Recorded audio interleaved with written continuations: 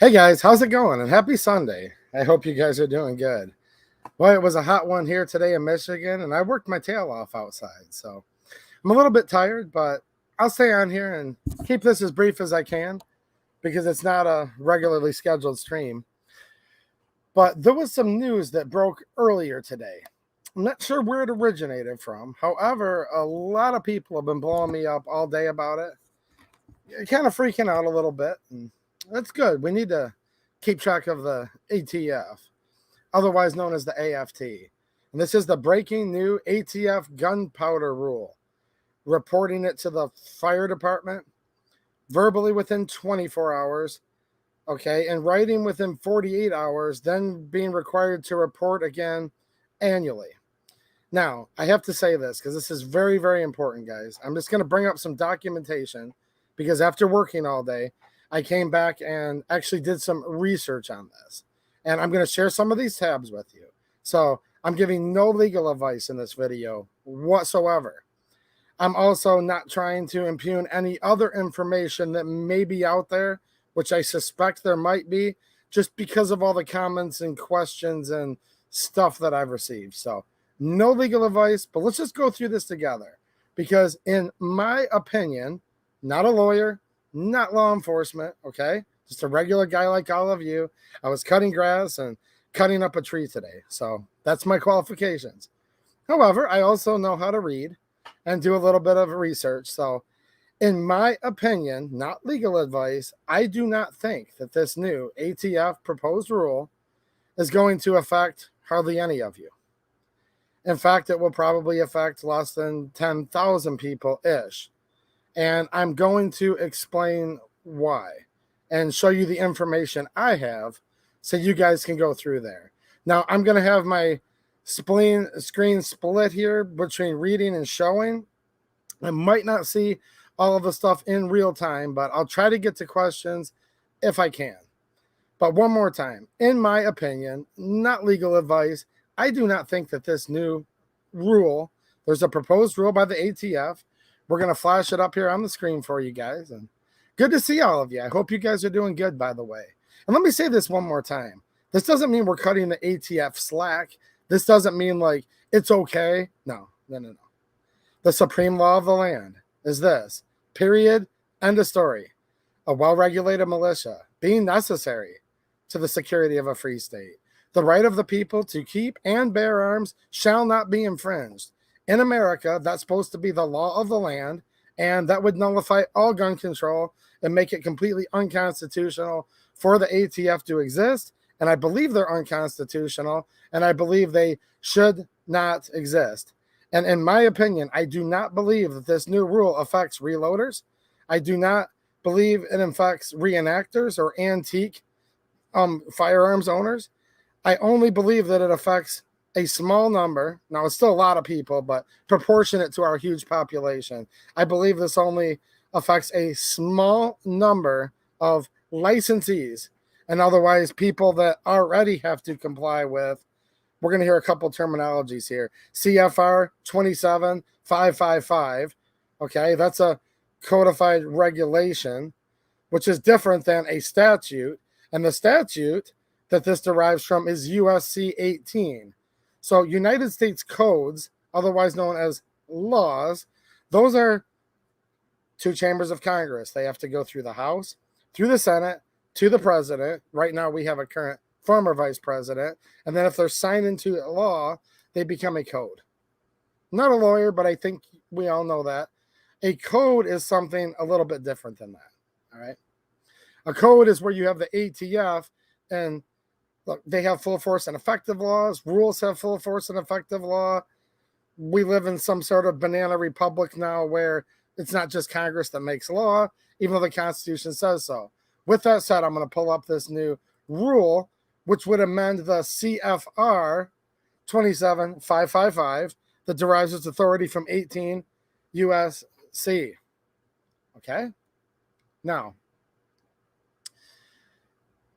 it's being reported in different places. Again, I don't know where this came from. I just know that lots of people are buzzing about this today. So, and I oppose this rule.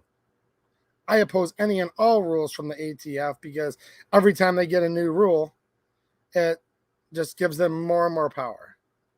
Now, one more time, because people are just getting in because I just started. In my personal opinion, not legal advice, I'm not law enforcement, I'm not a lawyer, okay? Just a regular guy like all of you, but I can read. I do not think this affects probably most of you.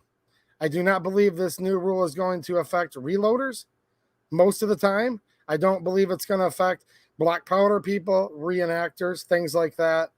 I believe this only affects people who already have to comply with storage requirements under CFR 27555. So I have it up on my screen. When I'm done, I can leave links to this so you guys can look at it. But all of these are government sources I'm using. Do I trust the government? No, but this is the government that's making the rules. So we're going to go by what they say because they believe they're right. And I guess not enough Americans have told them they're wrong about all this. So they just keep thinking they have the power to violate the supreme law of the land more and more. But we're going to be at the federalregister.gov and we're going to be at ATF.gov here tonight for a little bit. Okay. So annual reporting of explosive materials storage facilities to the local fire authority. Now, let me divest for 1 second here. Go back and watch my channel. Michigan does have a bill, not a law yet, but a bill that's been proposed that would require you to show your CPL to a fireman. And when I put that video out, overwhelmingly, everyone thought it was BS, especially all the current and former firemen were the main ones that thought it was BS. So, are there some tyrannical firemen here and there? Of course, this country is like a really, really big place. But the preponderance of people, like virtually almost all of the firemen that chimed in to that Michigan gun control video, said they thought it was especially BS. They don't need to do that. They don't want to do that. They don't want to be a cop. They just want to fight fires and save people's lives and save buildings and property and stuff. So whenever the firemen come up here, again, in my opinion, from all of the guys that I know that are friends of mine from being viewers on this channel that are firemen don't want any extra authorities with gun control. Most firemen don't want anything to do with gun control, but they do bring up the local fire authority. Now, this rule was proposed. This is a proposed rule on 8/23 of 2023. The document has a comment period that ends in 79 days, 11/21/2023. You can comment. It's going to go over here how you can do that. I will leave links to all of these. Check the description and or the pinned comment when this is over tonight. Summary. Notice of proposed rulemaking. The summary.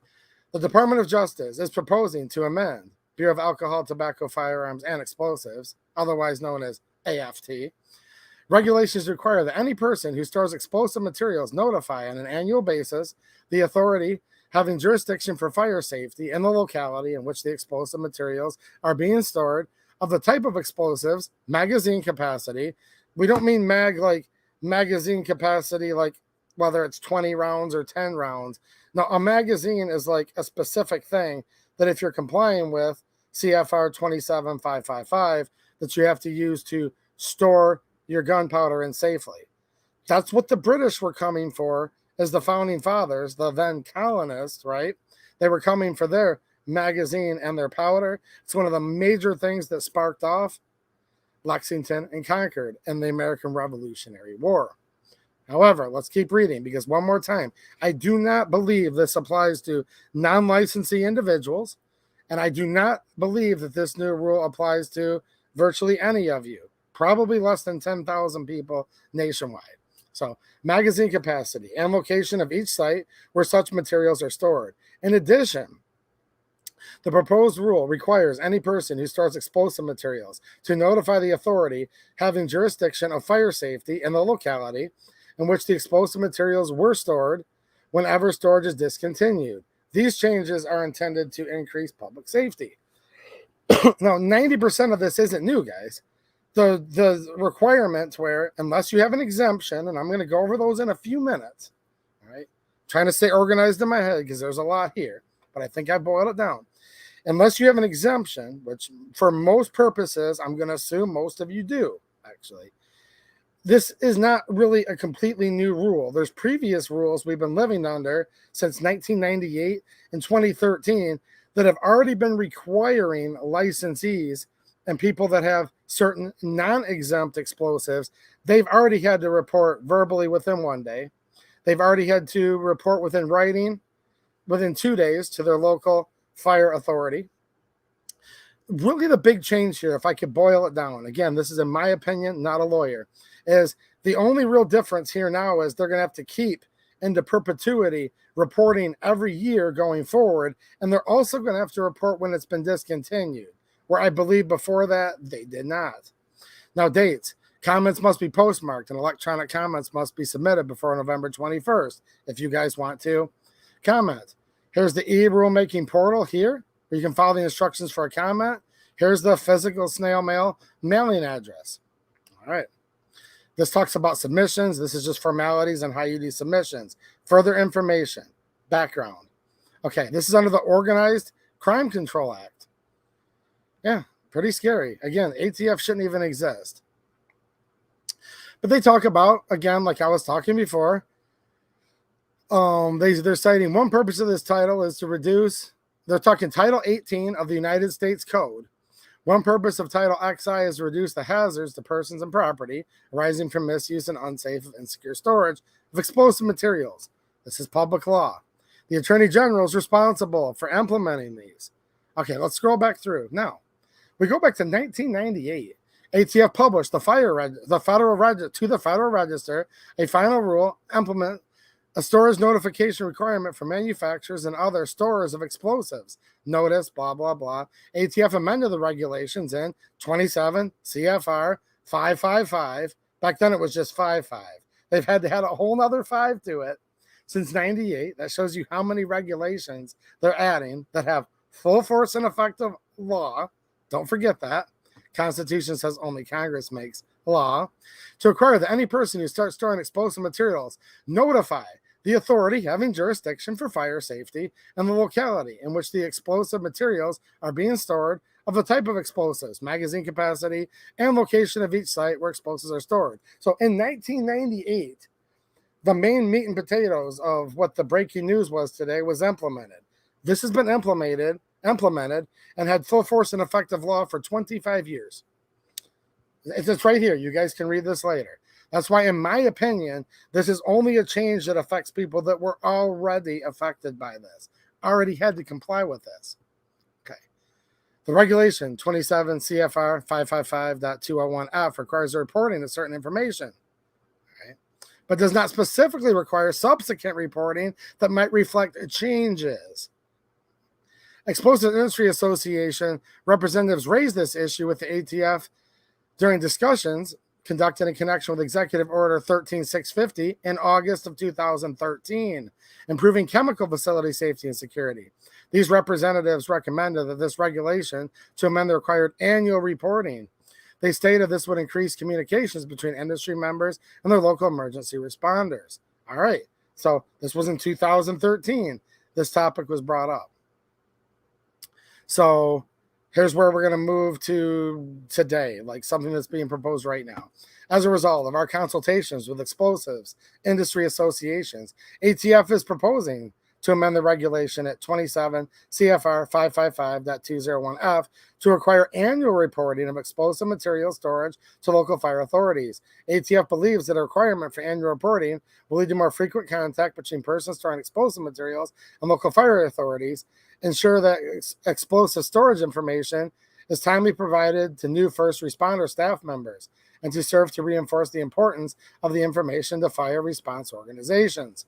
They're going to tell you why they need to do that. Now, it says the current regulations. So this is what's going on right now, already has been going on. One more time, for people who are not exempted. We're going to get to the exemptions in a minute. I'm going to guess, I'm going to assume, in my opinion, almost every last one of you have already been exempted from this stuff since 98, since 2013, and still are today. I think a big, I don't want to say a big to-do about nothing's been made, because that's not really what I mean. This is something because any new ATF rule is terrible, in my opinion. It's all illegal. However, this is not what people think it is based on the internet chatter rumors going on right now, for lack of a better word. So the current regulation that's already in place requires any person who stores explosive materials to provide to fire safety officials an oral notification before the end of the day on which storage of explosive materials commenced, and in writing, example, email or letter, within 48 hours of commencement of storage. Both forms of notification must include the type of explosives, magazine capacity, blah, blah, blah. So this has been the current regulation since 98. So just stop and ask yourself this. Have you already had to notify verbally within immediately, right? By the end of the day, and in writing within 48 hours? Have you personally already had to do that for your reloading supplies or your Civil War reenacting or whatever you're into? Have any of you been doing that since 1998? I don't know the answer to that because I may have an explosives licensee and or dealer or manufacturer in the chat right now. Okay. So, but most of you guys, literally nothing's changed for you at all. In my opinion, not legal advice. Okay. Now, let me go to this. Like I said, because I have no idea where the original report's coming from, where everybody's citing this from, but everyone's like, dude, they're making everybody report all their gunpowder and all that, like right now, to the ATF if this new rule goes through. And I'm like, I don't think so, actually. And one more time, I'm not cutting the ATF any slack. I just need us to focus on things that, like when we're focusing on stuff, you have to know what the problem is before you can try to defeat it. And if everyone's running around saying the problem is A, but the problem's really B, if you don't know what you're actually fighting against, then how do you win and stuff? Dude, I had like a total black pill stream this last Friday night talking about the new executive order, that there's going to be a new ATF rule yet again. That's a big deal, making it where all of you might need to be firearms dealers and FFL holders, and they're closing them down in record paces right now, FFLs. The pistol brace rule, frames and receivers rule, like there's some major stuff going on right now. And I don't like this one. I just don't think it's what most of the general public and community thinks it is. Okay, I'm going to keep going here. Statutory and executive order review. The OMB has determined, that's the Office of Management and Budget, they always have to chime in all this stuff, has determined that this proposal rule is not a significant regulatory action under the executive order, blah, blah, blah.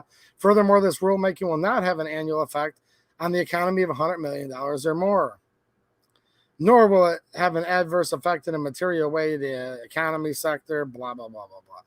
Okay, now here's what it's saying here one more time. And this is where the meat and potatoes is. And this is where, in my opinion, the general reporting and hysteria over this, I believe, is wrong. And they're going to spell it out right here why. First of all, let's go back to what I said earlier. It's already been a code, a CFR 27.555, has already required you, unless you have an exemption, to report by the end of the day verbally and in writing within 2 days to the fire authority since 1998. And I have a feeling virtually all of you, unless there's a licensee watching right now, okay, none of you guys have been doing this since 98. So if you're running afoul of this rule now, you've been probably running afoul of the rule or the regulation since 1998. Not a lawyer, not a cop. I don't know what you guys do. Not going to ask, don't want to know. I'm just saying. Most of you guys are probably okay, in my opinion, and this rule will not affect you, in my opinion. But we're not okay having the ATF exist at all. Okay. The proposed rule would amend 27 CFR 555 to require annual notification to local authorities having jurisdiction for fire safety concerning the storage of explosive materials. More specifically, this proposed rule will require any person who stores explosive materials to notify at the commencement of storage local authorities with jurisdiction for fire safety with respect to the type of explosives, magazine capacity, and locations of each site where each such explosive materials are stored. Notification would also be required once every 12 months thereafter. So this is the new thing. They've already been required, unless you have an exemption, to notify since 98, but just like once. Now they're saying it's every 12 months, but no later than the end of the month during which the 12-month period is completed and upon discontinuance of the storage of explosives. Now here's the kicker. ATF estimates this rulemaking will have an impact on approximately Okay, approximately 9,674 licensees or permittees. Now, licensing and permittee, that's like very specific. Like you have to have like an explosives license if you're manufacturing, dealing, transporting, using it for a number of other purposes. Not a lawyer. You guys would have to contact your lawyer to know if you need a license. I'm just saying, this says right here, this is who it affects. Will have an impact on approximately 9,674 licensees or permittees, and that notifications will take 30 minutes per occasion. ATF estimates for this rulemaking, costs for this rulemaking are as follows. Half-hour labor, they're saying. They say an hour labor is worth $41.86. They make a lot more money an hour than me. For completing a mailing, times 9,674 licensees or permittees equals $202,477. They're saying that's peanuts, that's small fry. If it doesn't cost $100 million, it doesn't matter. So you guys see that there, right? They're saying this is who it's going to affect. Under 10,000 licensees or permittees. Now I'm going to stop sharing this. Now, they might have a rule that comes out like there might have a rule that comes out like next month or a year from now or a day from now. I have no idea. That does make it where it affects you reloaders and reenactors and all that, okay? And yes, Morgan's chiming in. Any rule from the ATF is BS. No, go back and rewind, man. Like, I'm on the same page. I've said how many times it's BS, like so much tonight. I don't want to keep repeating myself, right? I know some guys just join in. This will affect more people than you think. Okay, I don't know. Licensees and permittees, according to them, they're the people who issue these permits and licenses. They're saying there's under 10,000 licensees in this country. All right.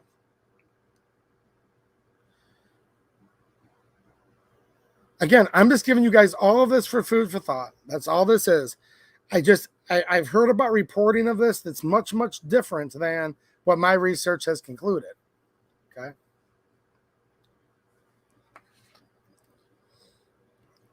And what's the point of all this? Dude, go back and rewind. Someone just said, what's the point of all this? If you're talking to me, like, go back and watch from the beginning of the video.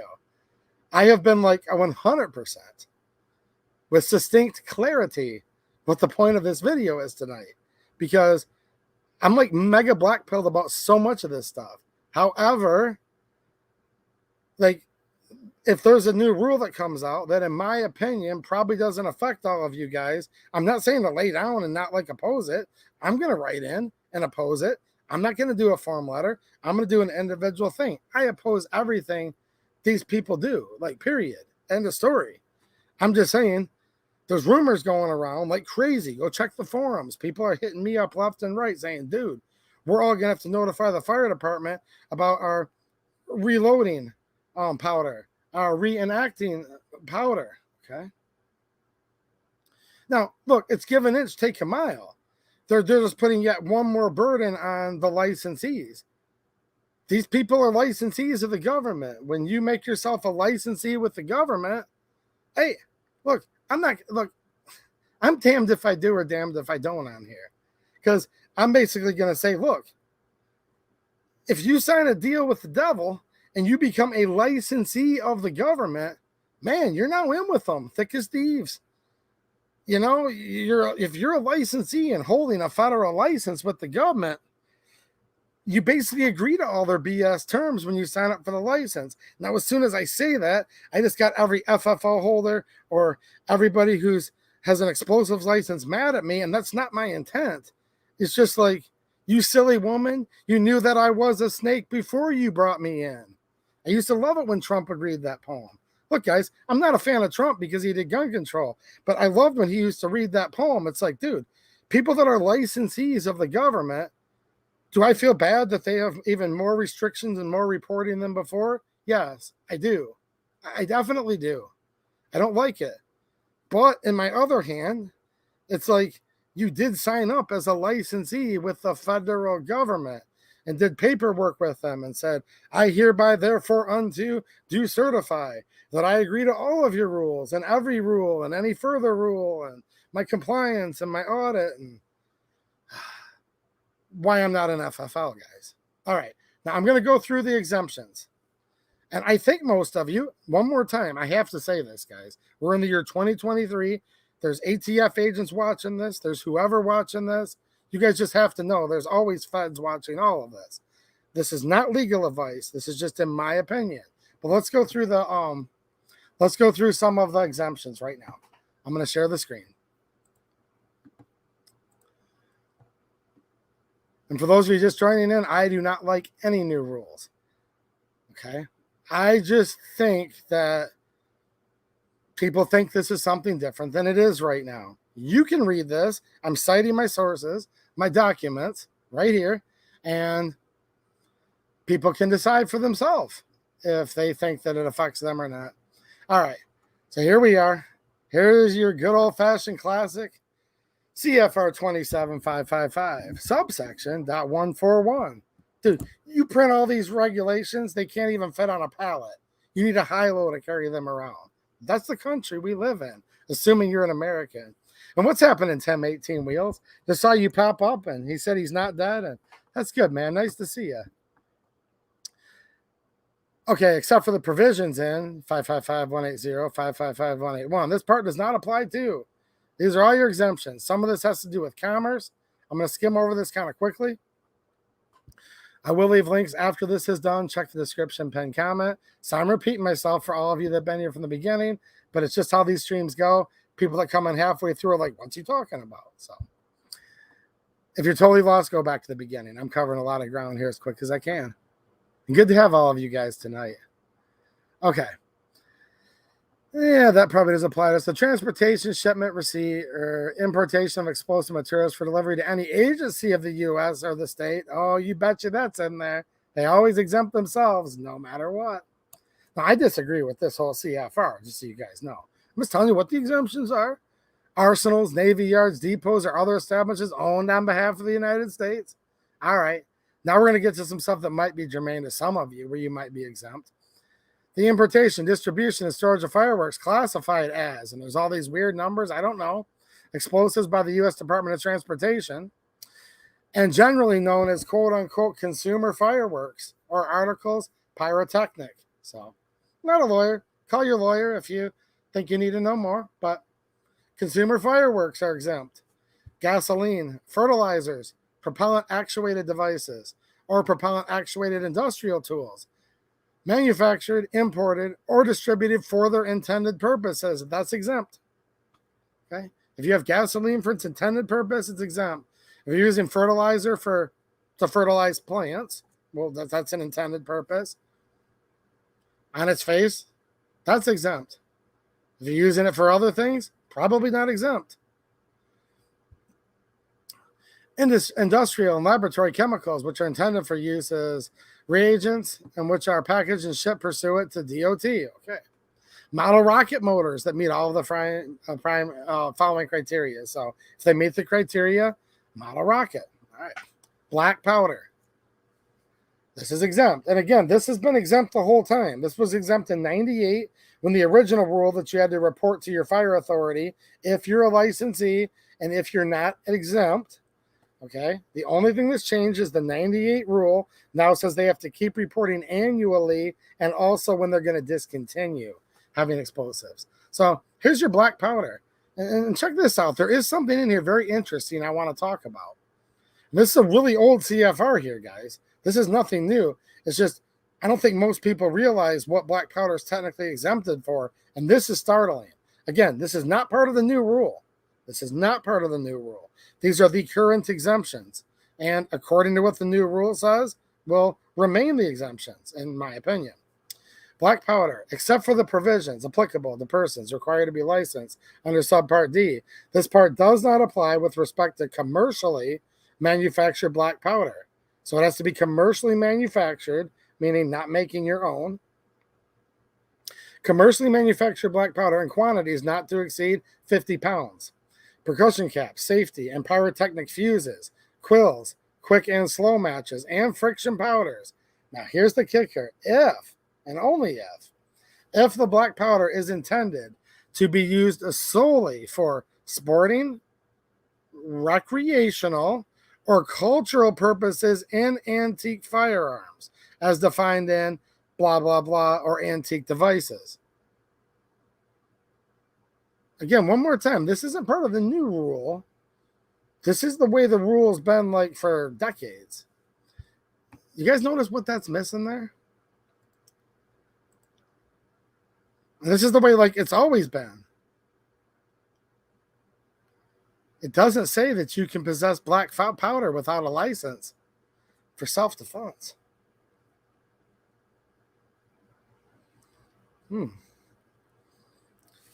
Read this one more time, because again, one more time, for those of you just jumping in, this is not part of the new rule.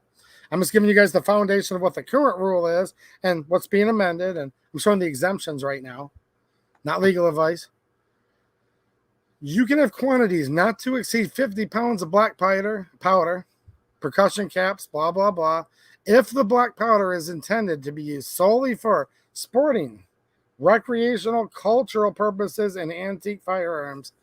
It doesn't say anything about protecting yourself from a tyrannical government with black powder. It doesn't say anything about self-defense, home defense. So since it says solely for the purposes thereof, have you always needed a license for black powder? If you have it for self-defense, maybe. I'm just bringing up conversation right now. I'm not a lawyer. I don't know. But so black powder, as long as you're using it for those listed reasons, according to the CVFR, you're exempt and have been exempt for a long, long time.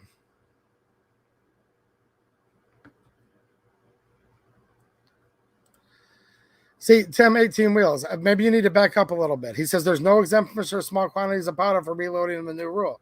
No. The new rule is not getting rid of the exemptions. You see, we have to go back and read what the new rule actually says. There's lots of misreporting on this, in my opinion. The new rule is only changing what it says, prima facie, like on its face. It literally says the new proposed rule is making it where the notification requirement for people who are already licensees, okay, will have to now report annually instead of just like presumably once. I just read it a couple times, okay? Now, because the new rule doesn't say we're changing every single part of CFR 27555. The new rule just says that they're going to be, well, I read it earlier, so anyone that's just trying to can go back. I read exactly what the new proposed rule would do. Now, if you guys believe that this rule applies to you, then believe it applies to you, because I have to keep saying this, okay? Because there is apparently some ambiguity here. And I think people want this to be worse than what it is. And maybe I'm wrong on everything I'm saying tonight, but I'm bringing you the documents, and I'm reading them out loud to you right now. And I'm going to leave links where people can read them later. Dude, maybe it makes it where you even have, if you even have 7 grains of powder stored in a brass case, maybe this rule totally applies to you. Maybe. It says right there on the rule, though, it only applies to less than 10,000 licensees in the whole country. That's what it says. All right, let me stop sharing this, and I'm going to go over to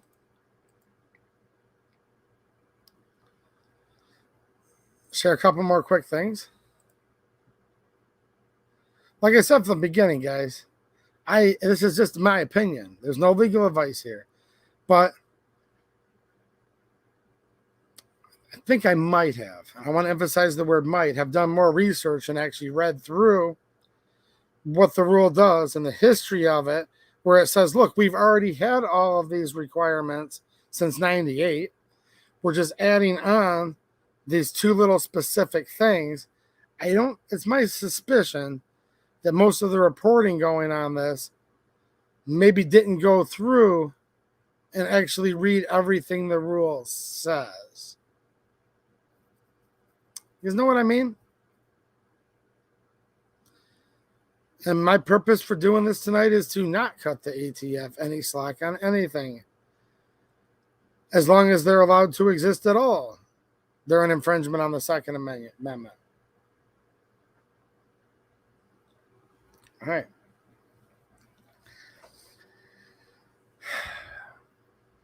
There's a lot of people just joining right now. Do I need to read the rule again, guys? I'm going to show the exemptions, then I'll come back and look at the chat. Because I do not want to insult everyone's intelligence that's been here from the beginning and reread the rule like 6 times. But this is the nature of a live stream where it's fluid and people come in halfway through because you guys are busy and have other stuff to do besides watch this channel and notifications. And I understand why. It's just the nature of a live stream. People come in late. So I'm going to share my screen here.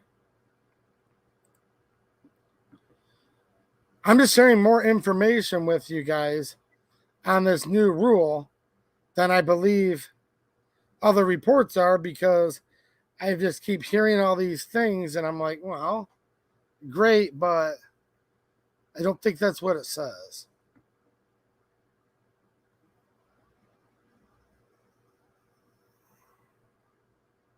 All right, I'm going to go over these exemptions, then I'm going to look at the chat and see if people are just now joining. Is black powder subject to regulation? Okay, one more time. Look, if you're not subject to the regulation, then this new addition to the regulation, in my opinion, not legal advice, probably doesn't apply to you. I guess maybe I'll word it that way. I don't know. Is black powder subject to regulation under federal explosive laws?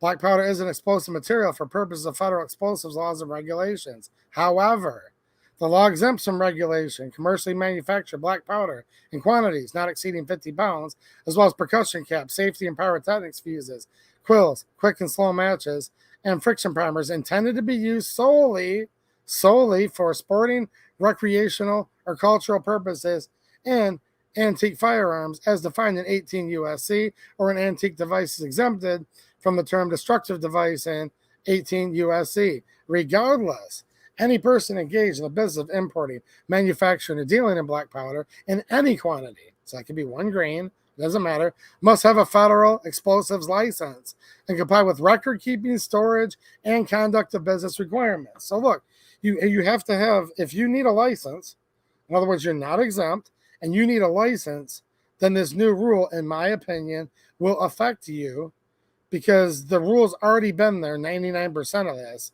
since 98, for people who need a license. I'm going to stop sharing this and go to Smokeless powder.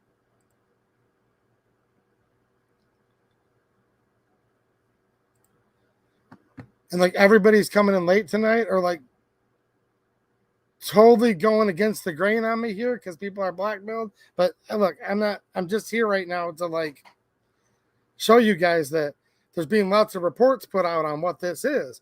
Dude, there's people that might not be able to sleep at night tonight over this crap. And we need lots and lots of energy towards things that are affecting us. It doesn't mean we don't care about this. I care about this a lot. I just believe, in my opinion, not legal advice, that this only affects people that were already licensees to begin with. And probably almost all of you watching right now were not licensees. And if you needed to be a licensee, you already needed to be one pursuant to all of these new rules since 1998. All right, smokeless powder right here. A smokeless powder designed to be used in small arms ammunition subject to explosive storage requirements. Smokeless powder is designed for use in small arms ammunition are exempt from regulations under 18 U.S.C. Chapter 40 and the regulations in 27 CFR Part 555. This new ATF rule is amending the regulations under 18 U.S.C. Chapter 40 and 27 CFR 555. So if you're exempt from it and it's being modified, it may or may not concern you, right? You know what I mean? I say may or may not, like as in probably not, but I'm not going to try to give legal advice because I don't want anyone to get in trouble. Packaging that readily identifies a smokeless powder as being designed for use in small arms ammunition may help in determining whether it is entitled to the exemption.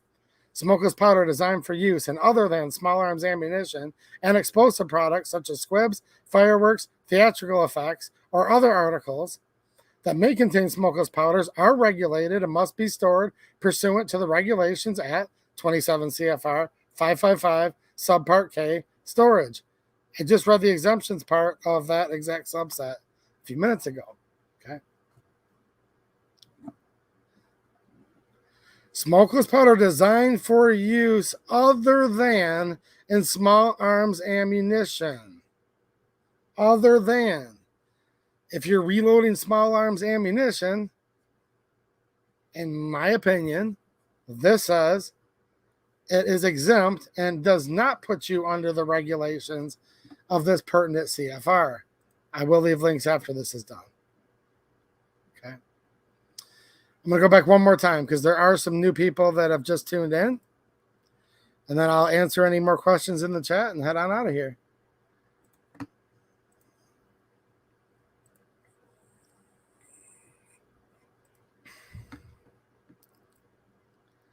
And all ATF rules are BS. And I believe this rule affects less than 10,000 people in the country who are already licensees, who conscientiously signed up for a license with the feds. Okay. Shout out to all the FFLs. I have very, very good friends who own gun shops. I'm not impugning anyone that does. I'm just saying. I think anybody who's honest with you will tell you, yeah, I signed a deal with the ATF. I signed up for a license. When you sign up for a license with somebody, you're subjected to many, many things. Okay. I wonder what would happen if every FFL just stopped paying and turned it in and said, none of us are going to pay for an FFL. I wonder what would happen. I don't know.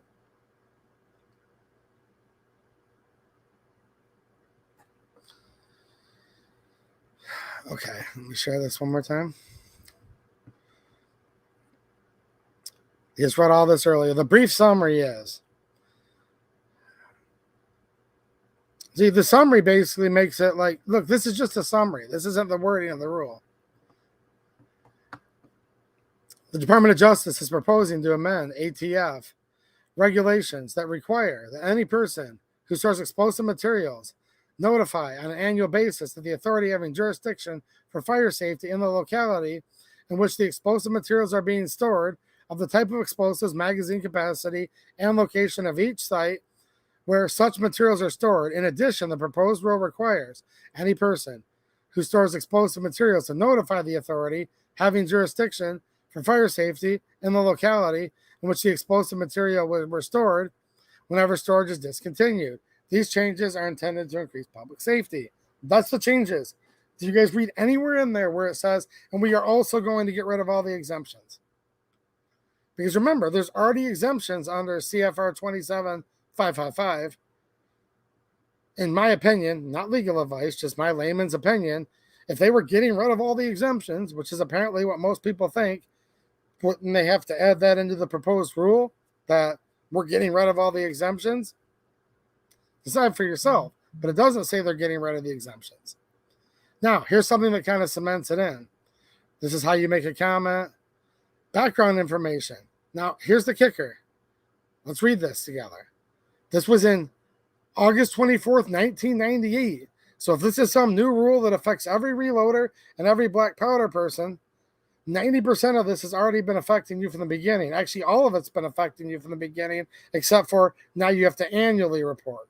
So, have you ever had to report to your fire authority when you bought a box of smokeless powder or a package of black powder? If you were legally required to do it under this new rule, you've already been legally required to report it since October 24th, 1998. Because the reporting hasn't changed. It's just the frequency of reporting is what's changing, assuming you're somebody that has to report, in my opinion. On October 24th, 1998, ATF published in the Federal Register a final rule. So a final rule becomes the whole full force and effective law, right? Not a law, but full force and effective law. A final rule to implement a storage notification requirement for manufacturers and other storers of explosives. Notice number 841. ATF amended the regulations in 27 CFR Part 55, now Part 555, to require that any person who starts storing explosive materials notify the authority having jurisdiction for fire safety in the locality in which the explosive materials are being stored of the type of explosives, magazine capacity, and location of each site where such explosives are stored. The 1998 final rule was issued in response to the numerous deaths and injuries sustained by emergency response personnel responding to fires at sites where explosives were stored within the knowledge of state and local officials. See notice number 841. They talk about 2013 there was a development. And then I'm going to go down here one more time. As a result, they're saying you're not only going to need to report verbally within the end of the day, in writing, email, or letter within 2 days. I'm just reading right through here, okay? And you're now going to need to tell them annually as well. And you're also going to need to keep informing them when you're going to discontinue the storage.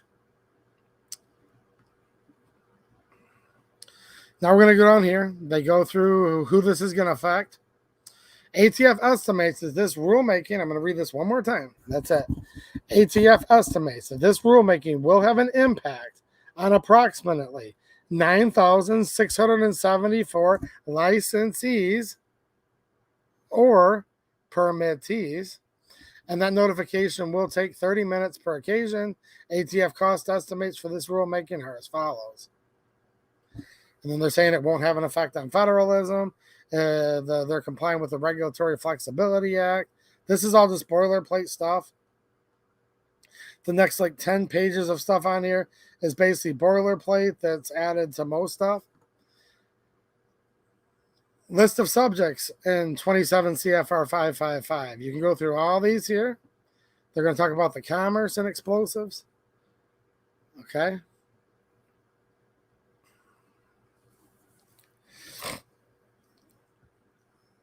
Here's something dated and signed by Merrick Garland on August 11th, 2013. Any person who stores explosive materials shall notify the authority having jurisdiction for fire safety. This is just saying explosive materials every time, guys. I don't even know why it's known as the gunpowder thing. So if you believe this applies to you, then it's also going to apply to gasoline, anything. Fertilizer, I guess. If you believe you've lost all your exemptions with this, it doesn't even say gunpowder even once in the rule. We just grab black powder and smokeless powder when we read further what the CFR, the rules amending, says. Does that make sense? Any person. So just let's not read between the lines here. I'm just saying. It doesn't say gunpowder anywhere in the rule at all, actually. It says, any person who stores explosive materials shall notify the authority having jurisdiction for fire safety in locality in which the explosive materials are being stored of the type of explosives, magazine capacity, and location of each site where such explosive materials are stored. Notifications shall be made orally before the end of the day on which storage of the explosive materials commenced, and in writing within 48 hours of the time the storage commenced. Now, if we stopped right there, it's still reading identical to what it read in 1998. In my opinion, not legal advice. Thereafter, written notifications shall be made, this is the new part, once every 12 months following the initial notification, but no later than the end of the month during which the 12-month period is completed, unless the person is no longer storing explosive materials at the relevant site. When a person ceases to store explosive materials at a site, written notification of the authority having jurisdiction for fire safety in the locality in which the explosive materials were stored shall be made within 48 hours of the person's discontinuing storage. Each written notification must also contain the name, title, and agency of the file authority, official, notified, and the date of the written notification. A copy of each written notification must be maintained by the person submitting the notification for 5 years from the date of the notification and made available for examination or inspection by an ATF officer at reasonable times. So, yeah, people that are licensees, in my opinion, that had to comply with all this stuff to begin with because they were not exempt. There's extra record keeping reporting, and it's going to go to the ATF now, it appears. And that's bad. I don't like that. I don't like that at all. So, I don't know. This might affect every last person watching this, but it might not. I just wanted you guys to actually, you know what I'm saying? I wanted you guys to actually be able to see what the whole rule was, because it's being called the, oh my gosh, everybody has to now report all their gunpowder, even if it's their personal amount, is what everyone thinks, to the fire department It doesn't say gunpowder. The words gunpowder are not used. Are not used. Gunpowder is not used even once in the whole rule.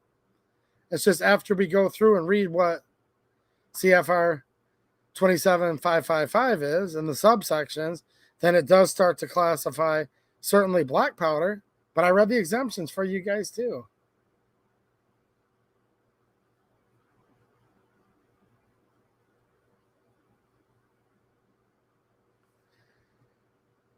So, yeah.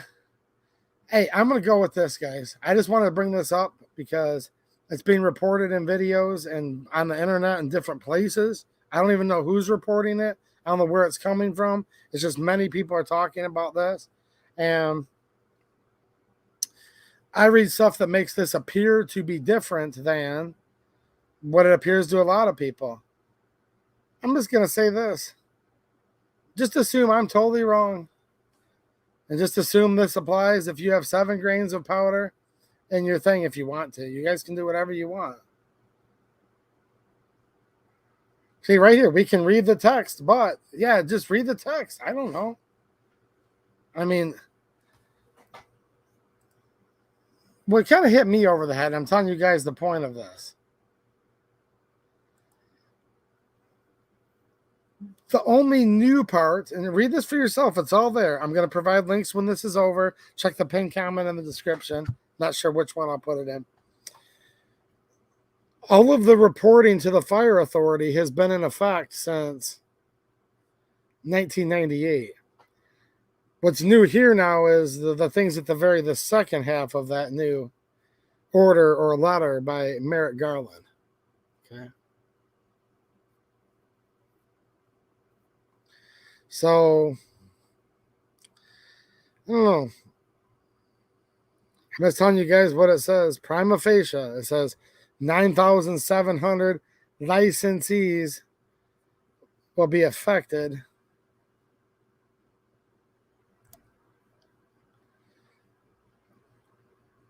If I were to opine, and I have to be careful I say this stuff because I genuinely mean it too, guys. I don't want to give anybody bad advice. But in my opinion, probably if you were exempt before, you're probably still exempt, I think.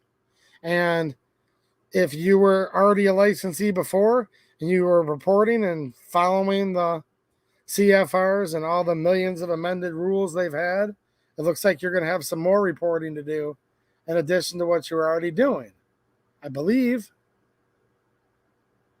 But everyone's running around me all day. Dude, you have to register your gunpowder. They're coming for everybody's gunpowder. Oh, I'm sure they're coming for everything, obviously.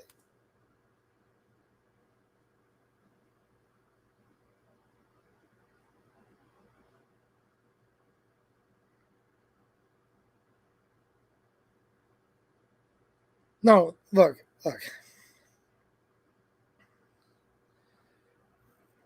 You guys are going to need to have some internet lawyer explain this to you before you'll believe them. I totally get it. Okay. I totally get it. I was just going through here thinking about some things tonight. I'm like, I don't think this is exactly what people think. Right? Dude, nobody's registering their powder right now anyways. How many of you guys are registering your powder? Don't tell me in a public forum, but I'm just saying, like, as far as I know, only licensees or people that legally are supposed to be a licensee are registering their powder. So I don't really think it's like too much of an act of like bravery to say, I'm not going to register my powder that I never had to register before and probably don't really have to register now. Probably, in my opinion. Look, the new rule doesn't say that it only applies to licensees. It just says we are amending and adding to CFR 27.555 subsection. And when you go read the actual CFR that they're amending, the CFR explains the exemptions. Now, the way stuff normally works, like literally every time, if they're going to be getting rid of something or adding something, they have to write it down. Nowhere in this proposed letter does it say we're getting rid of the exemptions. I'm just going to say it. Do you guys, somebody show me where it's the whole, if the letter doesn't say this, fine, great. Show me where in the new rule that it says we're getting rid of the exemptions.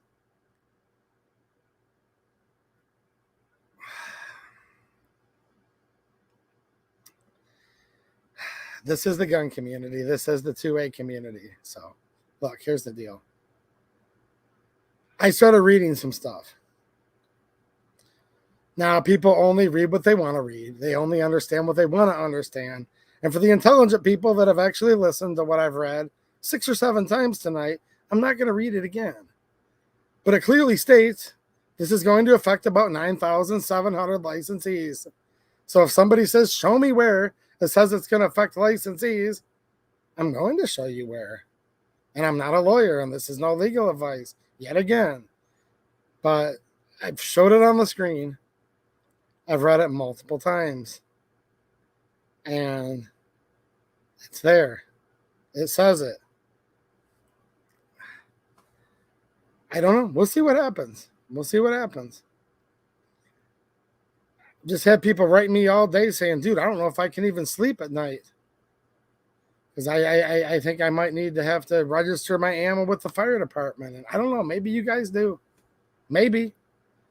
But it says on its face that they're amending the CFR to add a couple extra reporting requirements. It doesn't say they're getting rid of any of the exemptions.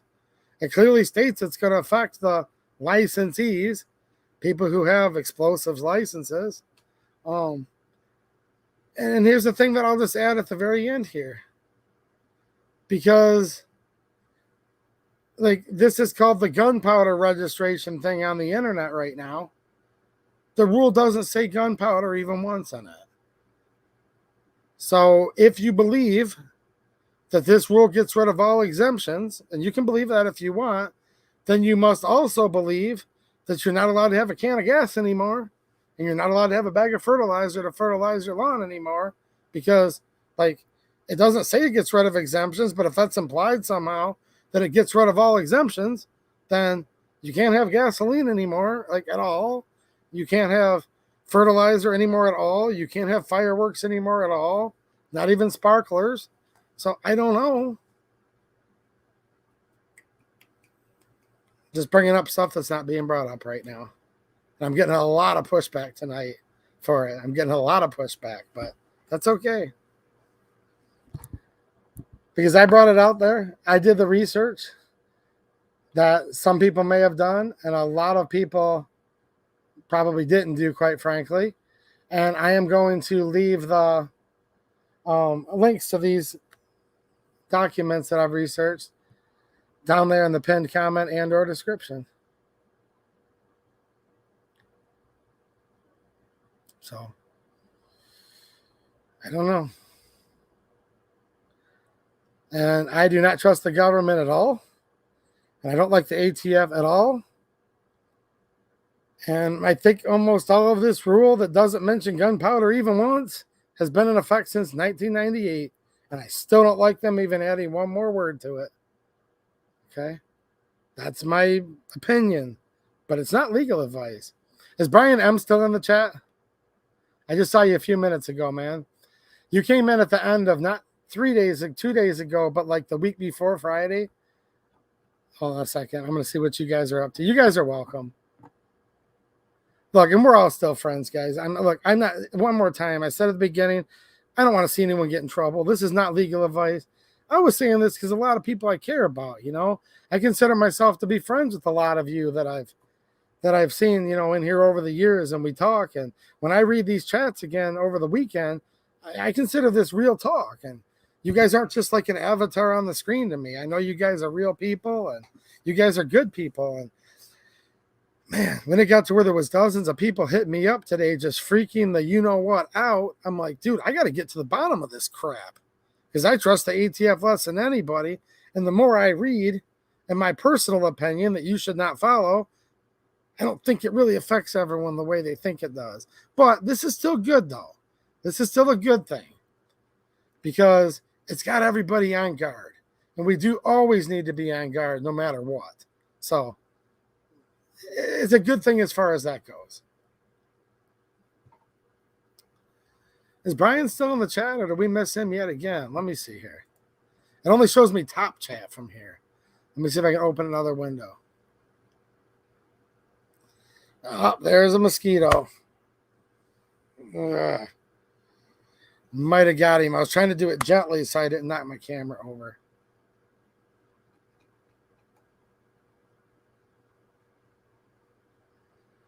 I did, M. Gabriel. What's happening? I did cover the FFL situation, and I was black pilled like crazy, and I was ticked off like crazy. Brian M., you had said, like, how do we get on my favorite state representative, Jamie Thompson's mailing list or whatever? And I told you her info, and by being on our mailing list, you probably won't get something this cool, but I got your back because I have inside access to the representative. If you want one of these, I have another one. I got another one signed for you, so email me, Brian M. Email me at, and I'm going to type it right here, okay? And I respect your privacy. If you do not want me to have your address, that's totally cool. Just email me and say you don't want it, and then I'll send it to someone else. But I thought you might want one of these, so email here, 2aeduperks@gmail.com.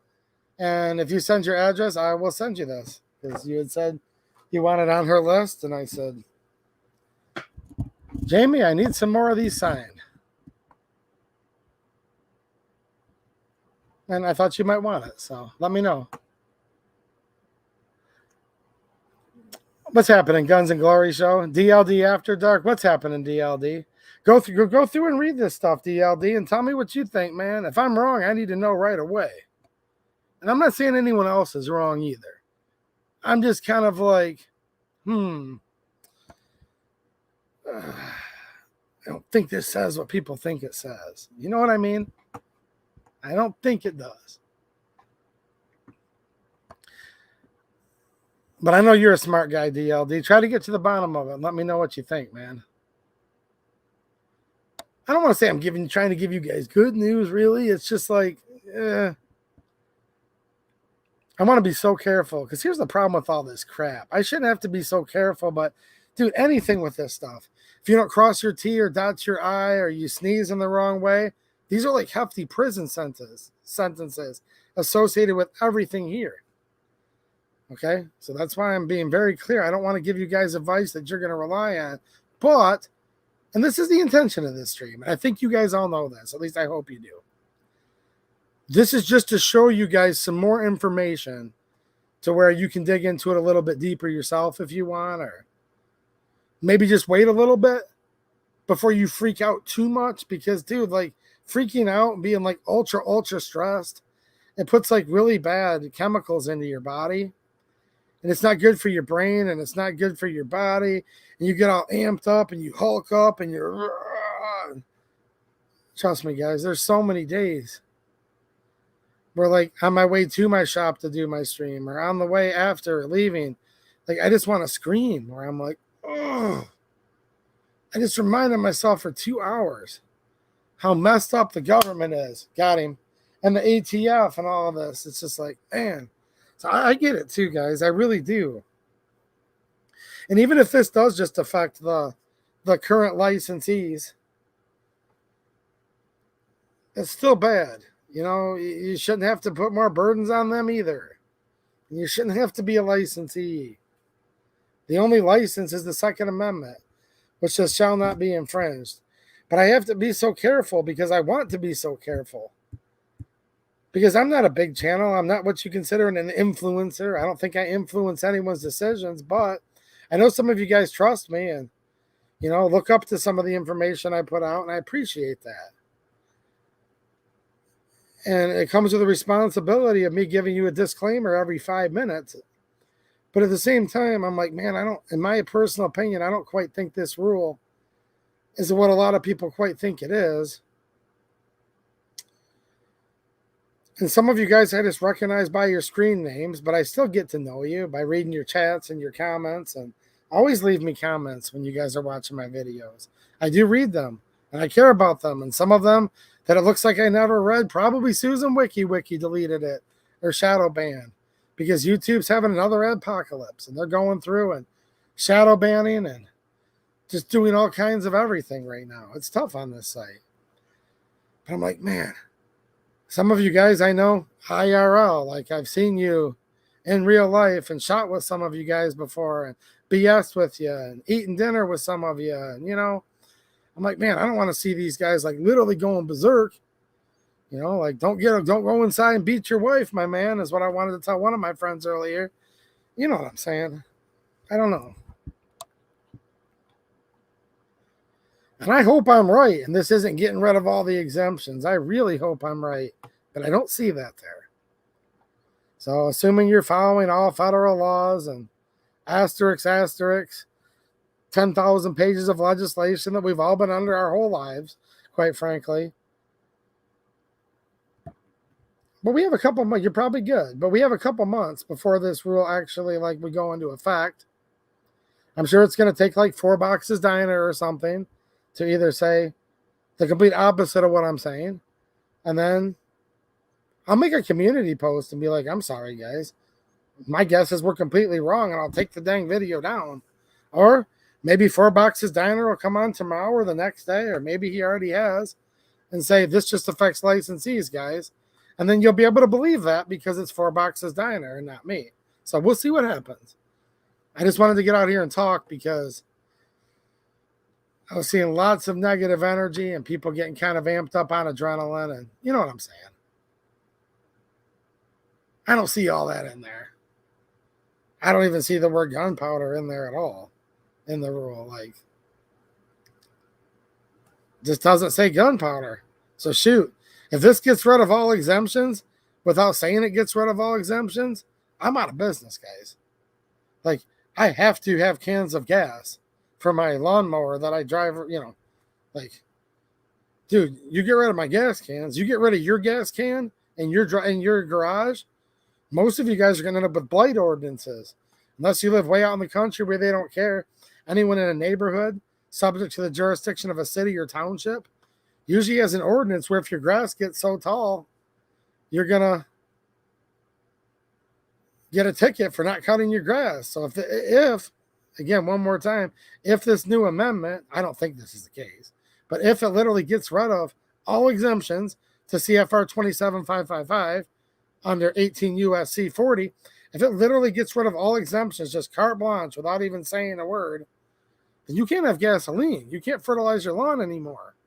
You're going to have to tell your kids no more sparklers for Independence Day because those are under the exemptions. Now, one might imply, well, no, 2A EDU. They're not getting rid of those exemptions. They're only getting rid of the gunpowder exemption. Maybe. It's just hard for me to believe that because the word gunpowder or black powder or smokeless powder isn't even mentioned once. Just the CFR that covers all explosives is mentioned. CFR, formerly known as 55, now currently known as 555. And that makes me want to puke. When I read at the time of 1998, it was only known as CFR 55. And then they've added so much crap to it in the last 25 years. Now it's CFR 555. Yeah, like nauseous. What country do I live in? My head's spinning at the thought of all that. The other epiphany I had tonight by doing all this research. Black powder is not exempt if your purpose is to use it for self-defense, according to the CFR. I don't think a lot of you knew that. Sporting, recreation, blah, blah, blah with antiques. That's what it says on its face. I'll leave the links, but yeah, it's weird. Like, I was digging through to see who this really affects, and in the meantime, I'm like, whoa. You mean black powder? At least since like all these CFRs were put in place 25 years ago or more. Like, dude, black powder is not exempt for self-defense or defense of yourself in the state. Like, look at Michigan Constitution, Article 1, Section 6. Every person has the right to keep and bear arms in defense of himself and the state. So my state's constitution literally says I have the right to defend myself or the state. According to the CFR that governs explosives, the exemption doesn't cover you if you're defending yourself or the state. It's only for recreation and sporting and antiques and stuff. Cultural things with antiques. That's a fancy way, in my opinion, of saying reenactments and whatnot.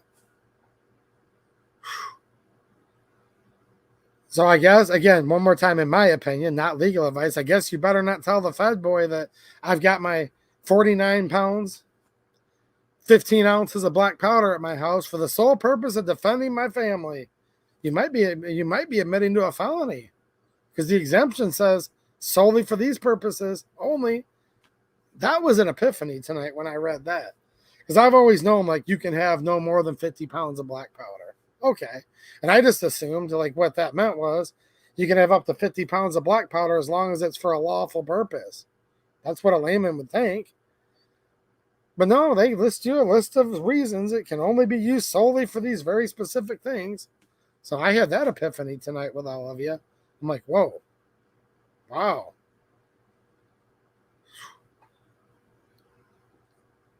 I guess I won't defend myself with black powder and stuff. You know, whatever. I don't know. Rudy Fenny with the generous super chat. Thanks, man. I appreciate it, dude. He says probably one of those Bill Gates skeeters. Don't even get me started on him, man. But I killed it. It's dead. I just got rid of one of Bill Gates' drones. But he has been messing with, yeah, he has been messing with mosquitoes. You're not joking on that.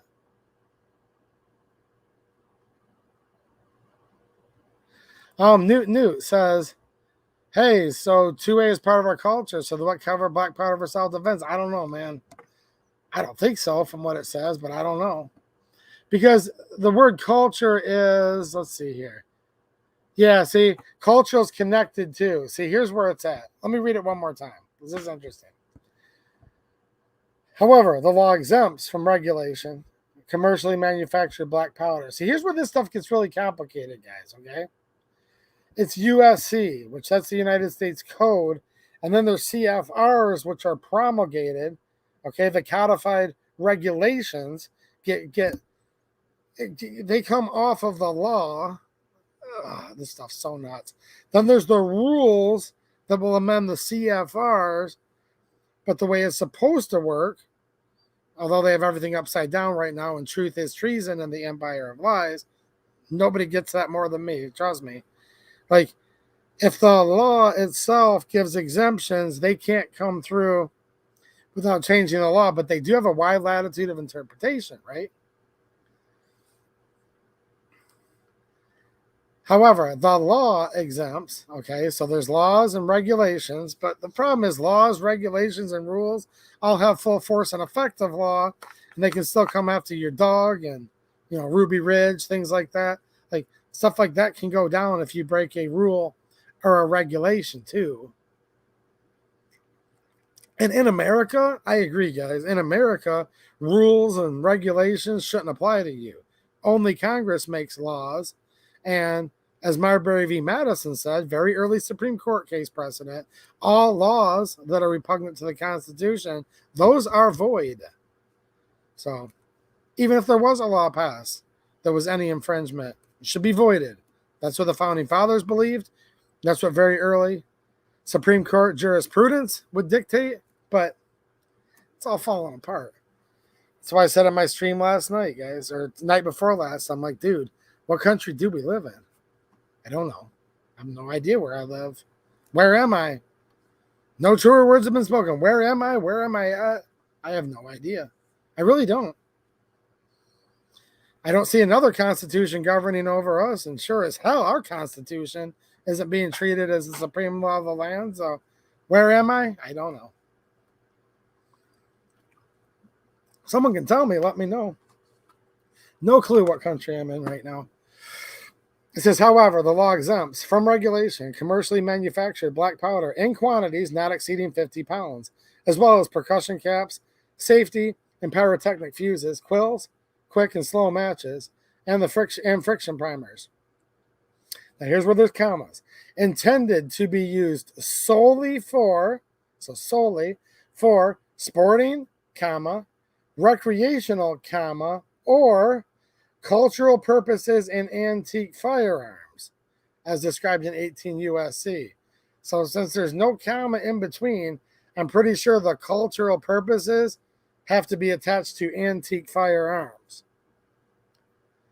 Now, the question is, Would that be a cultural purpose? Great question. I don't know, man. I don't know. I really don't.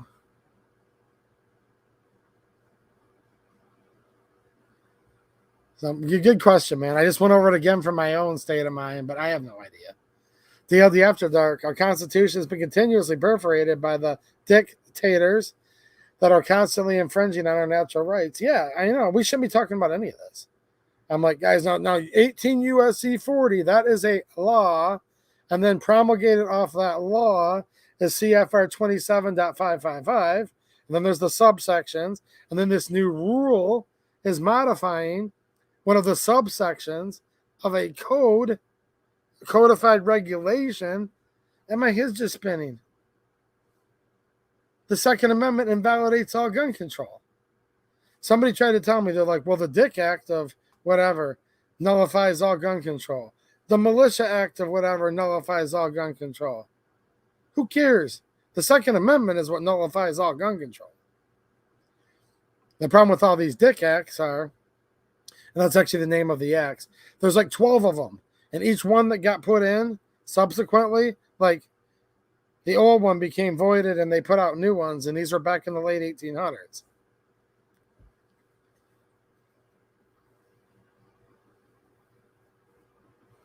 Dude, I used to play the crap out of Magic the Gathering. If there were people around here that wanted to play Magic the Gathering, I'd play it right now. Probably not anymore because I've heard it went woke and all of the stuff's like totally crappy now. But dude, in the 1990s, oh, I love Magic the Gathering in the 1990s. Like I literally had a complete set of dual lands. I had beta cards and unlimited. Beta was the second release. They're worth like tons of money now. I had all the Moxes, the whole Power 9. Like, I could literally, if I would have had my whole Magic the Gathering collection from the 90s, bought like a whole house with it. But I sold a lot of it when it went up in price quite a bit about 20 years ago. Ish. Should have kept it. But I do still have quite a bit of Magic cards. You guys can make fun of me all you want. Somebody just said something about Magic the Gathering. This is basic rights, not Magic the Gathering. Oh, I know. It shouldn't be hard to understand at all. I know. Well, I mean, the Constitution, the Second Amendment is very, very easy to understand. What's up, Maverick, man? Not in Kansas anymore. Pillbox is saying Twilight Zone. I'm asking you guys, where am I? Like, we talk about the former vice president. Where am I? What's going on? Shubba-da-da-ba-da-dash of the pressure. I mean, right? Not in that way. Like, I know where I'm at, and I could go by, like, I am in this city and this township, whatever, in the state of, and yeah, sure. But no, I mean, like, in the deeper philosophical sense, like, where am I? Because if I was in the United States of America, shall not be infringed would mean there isn't any of this. I'm in Tomorrowland. Yeah, Live Life's telling me. Hey, dude, I mean, where are you at, man? I mean, gosh. What's up, G23? Is this a new hat? Looks cleaner than usual. I've got a couple hats. This doesn't really match. I should have probably put on my blue hat. Not that I almost knocked my computer over here. I mean, gray clashes with gray, right? You guys can tell how much attention I put in. Dude, I've got gray work shirts. I've got blue work shirts. And to prove it, all the people that watched my local stream, okay, last night, knows that I change my clothes every day. Friday, I think I had a gray shirt on. I think. I can't remember now. But Saturday, I came on locals with the blue, and now I'm back to gray again. Because I did a live stream on locals last night, too.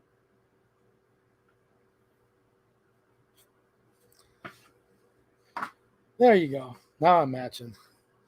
Or not matching, but not contrasting. I am living in Clown World, the Guns and Glory show says. Sure, why not? Yeah. What's up, Eggerizer? Nice to see you, man. Speak Life, Garden Homestead and Permaculture. I don't know if they're going to sue for it or not. We'll have to see. I want to see some of the lawyers report on this too, guys. Trust me, I do.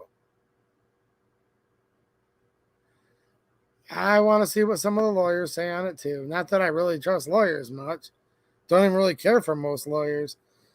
My friend Catherine Henry, constitutional attorney, she's a good one, but she doesn't act like most lawyers. She can't stand most lawyers more than I can't stand most lawyers. I came this close to doing a live stream with her and Representative Thompson over the weekend. And it got this close to lining up, and we couldn't quite do it. But Catherine's heading back to Florida now, so stay tuned. I'm going to have either both of them at once or on two separate occasions as guests. Tim 18 Wheel says, I have my own nerdy indulgences, not Magic, but many friends that played. So you know what I mean. And look, it might be a terrible game now. I have no idea. But back in the 90s, man, it was fun. I liked it a lot. I met some good people, though, you know, back then. What's up, Court? Nice to see you, man. MTG is a bit woke. Oh, dude, everything's woke now. But I have tons of old cards, tons of them. Cards that back then were what's called restricted.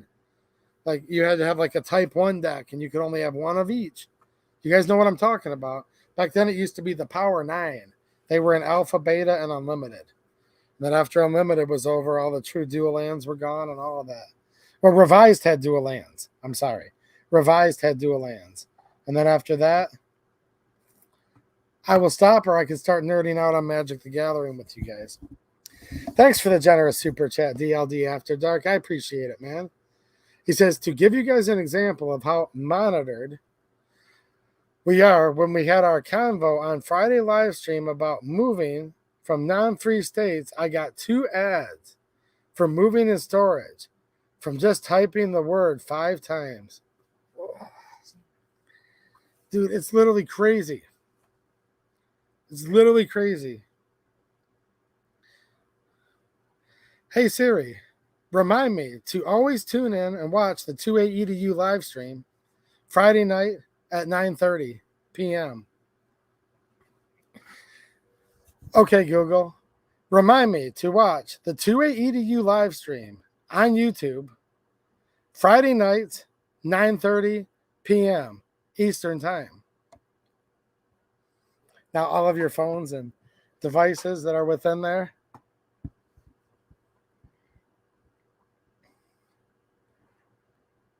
hey Siri, remind me every day to check the 2A EDU locals community for the awesome deals on there. Okay, Google, remind me every day to go to the 2A EDU locals community and check the daily deals there.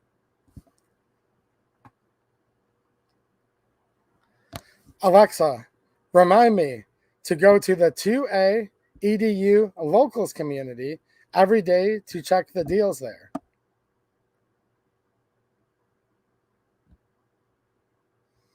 Alexa, remind me every Friday night, 9:30 p.m. Eastern Time to watch the 2A EDU live stream. See? I just got all of you guys that have 35,000 things listening in. No, I'm doing it with the best of intentions, though. Oh, boy. What's up, Ron Wayne? Nice to see you, man. What's up, Kent? Yes, I did see McConnell freeze.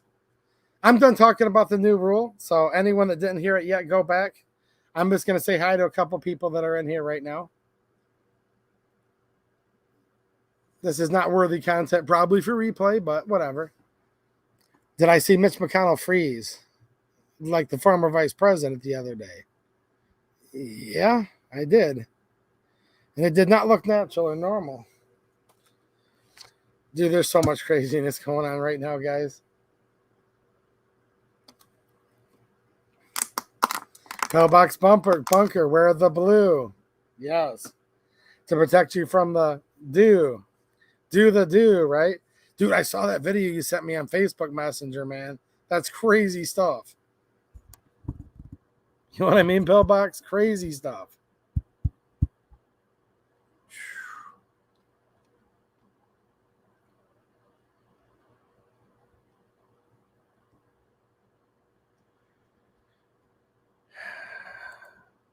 Yeah, man, the founding fathers would recognize it as a decree, and decrees are supposed to come from a king, not from a constitutional republic. What's up, Matt Star? Thanks, man. Love you too.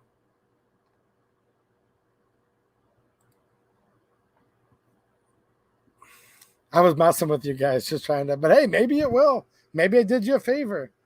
Maybe you'll be like, dang it, I almost spent too much money today on something. And yeah, it'll remind you to go over to your locals and to my locals community, which is censorship free. I was showing guns last night and talking about cool stuff I can't hear.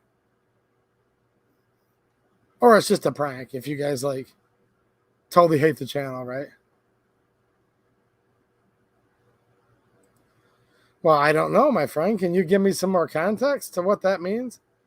WTF are you trying to do? Well, I don't know. Is there like supposed to be an LOL at the end of that? Is there like... That's an interesting comment to read. Let's see here.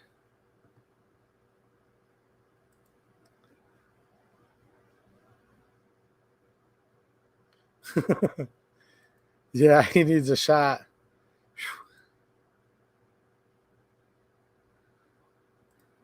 He says, yeah, I hate the channel. That's why I'm here. Definitely a good prank, bro. No, I'm just trying to have fun at the end of the night, guys. I am.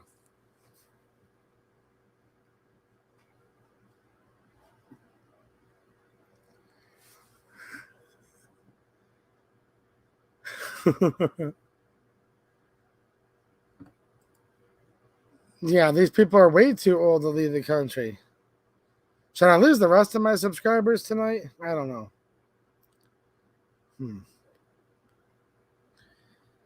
You look at Biden and the one that was president before him, both of them are like 80. It's just like, I don't know, man.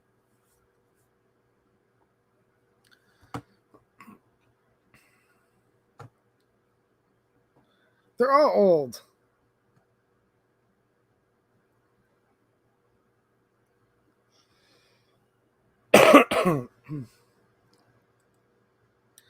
Would I be interested in interviewing a libertarian presidential candidate? Maybe live with chat questions.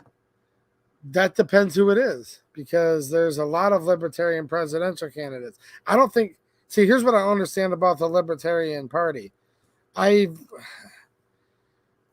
From what I was told just recently, there wasn't an official libertarian candidate for the Libertarian Party nominated, if that's even a thing. But I get really confused about how the Libertarian Party is structured, okay? And I say that with like just completely, like honesty. That's not me ripping on the Libertarian Party. I've just always had a hard time understanding, like, and look, I hate the Democrat and Republican Party both. And to be quite frank with you, I don't like the Libertarian Party either. I'm one of those like really strange people that actually happens to agree with George Washington, who denounced all political parties when he left office. So I don't like political parties at all, just so you know that. But at least like with the Democrats and Republicans, I understand how they put candidates up. I do not understand how the Libertarian Party does.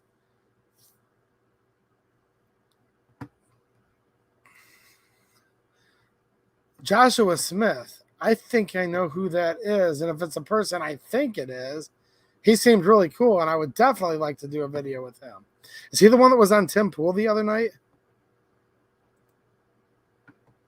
Because if he was, I was listening to Tim Pool over the weekend, and I think he was a cool dude. So that's my thing with all this stuff, guys. Like, do I like libertarians? I don't know. I like some people that are. I don't like other people that are, right? Do I like Republicans? Well, some of them I do, some of them I don't. Democrats, well, I might like some of them that are confused and still don't know how far left their party's gone. But like a true leftist Democrat, like commie Democrat, it's hard to be friends with those people. Like really, really hard. But I still do know some people that are pretty decent people that are still Democrat, quote unquote. They just don't realize the party left them and their morals a long, long time ago. But all the political parties have left me, like every single one of them, really. So I don't know. G23 says I'm not going anywhere. Awesome, man. Nice to see you. I hope you're doing good. Hope your channel's doing good, man. Vanessa Kitty, what's happening? Says I was banned from the West Hartford Toys R Us. Jeez, oh Pete. What's happening, Gail? Nice to see you. She says you couldn't have explained it any better. Seemed pretty clear to me. Why panic? Why would anyone report what they have? No one knows what you have anyway. Relax. Yeah, I'm not reporting anything, but I tried to explain it good tonight. A lot of people are freaking out, you know. All right, well, good night if you're going to bed. Everyone doesn't need to go to bed, though. I did a disclaimer 5-10 minutes ago that said, guys, the stream's basically over for like replay purposes. I'm just kind of seeing who's in the chat here and saying hi to people. Yeah, I'm not a big channel. If someone's like really famous, probably wouldn't want to come on my channel. Maybe they would. I have no idea. But I think he's one that was on Tim Pool recently.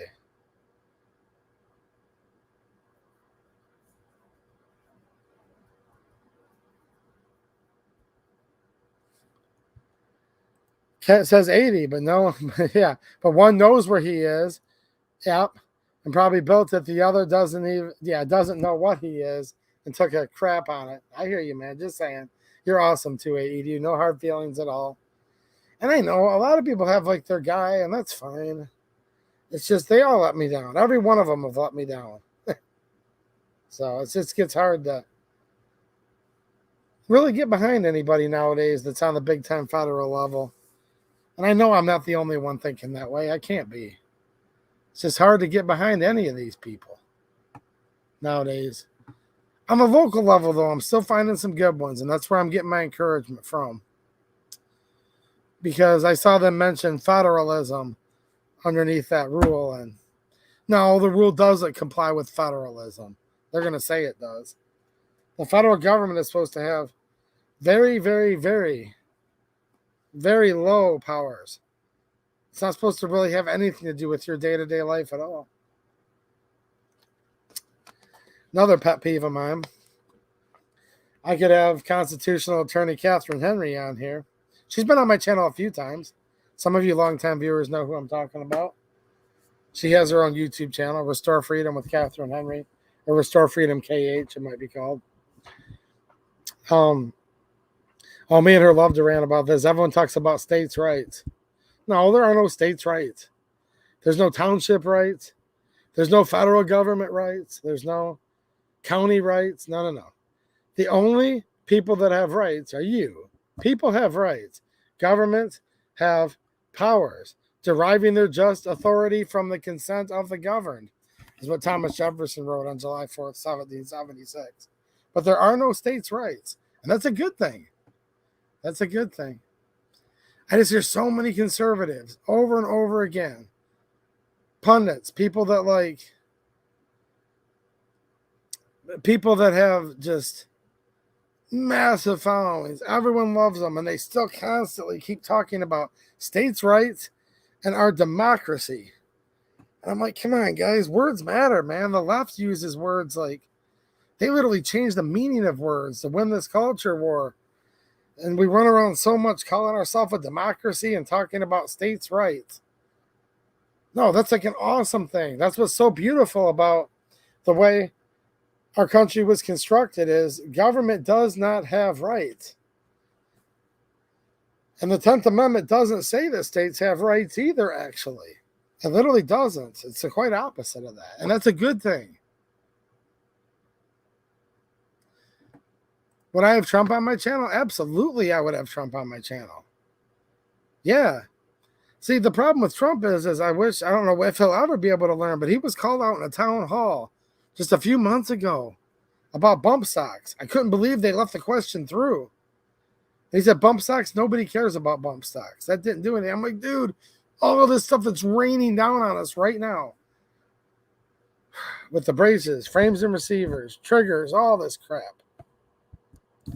It was all promulgated off of his misuse of Chevron deference. So, heck yeah, I'd have him on here.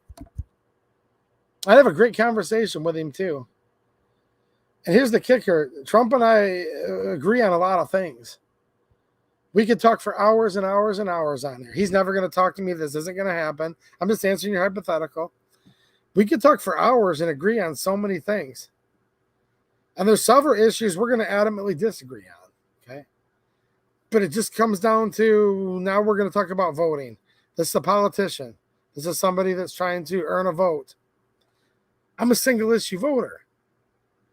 And if he got confused about the bump stock thing, maybe, maybe redemption isn't for me to give. That's for the Lord to give, in my opinion. That's what I believe.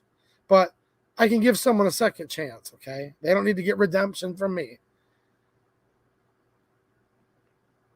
So it's not just that Trump did the bump stock ban, which led to all the rest.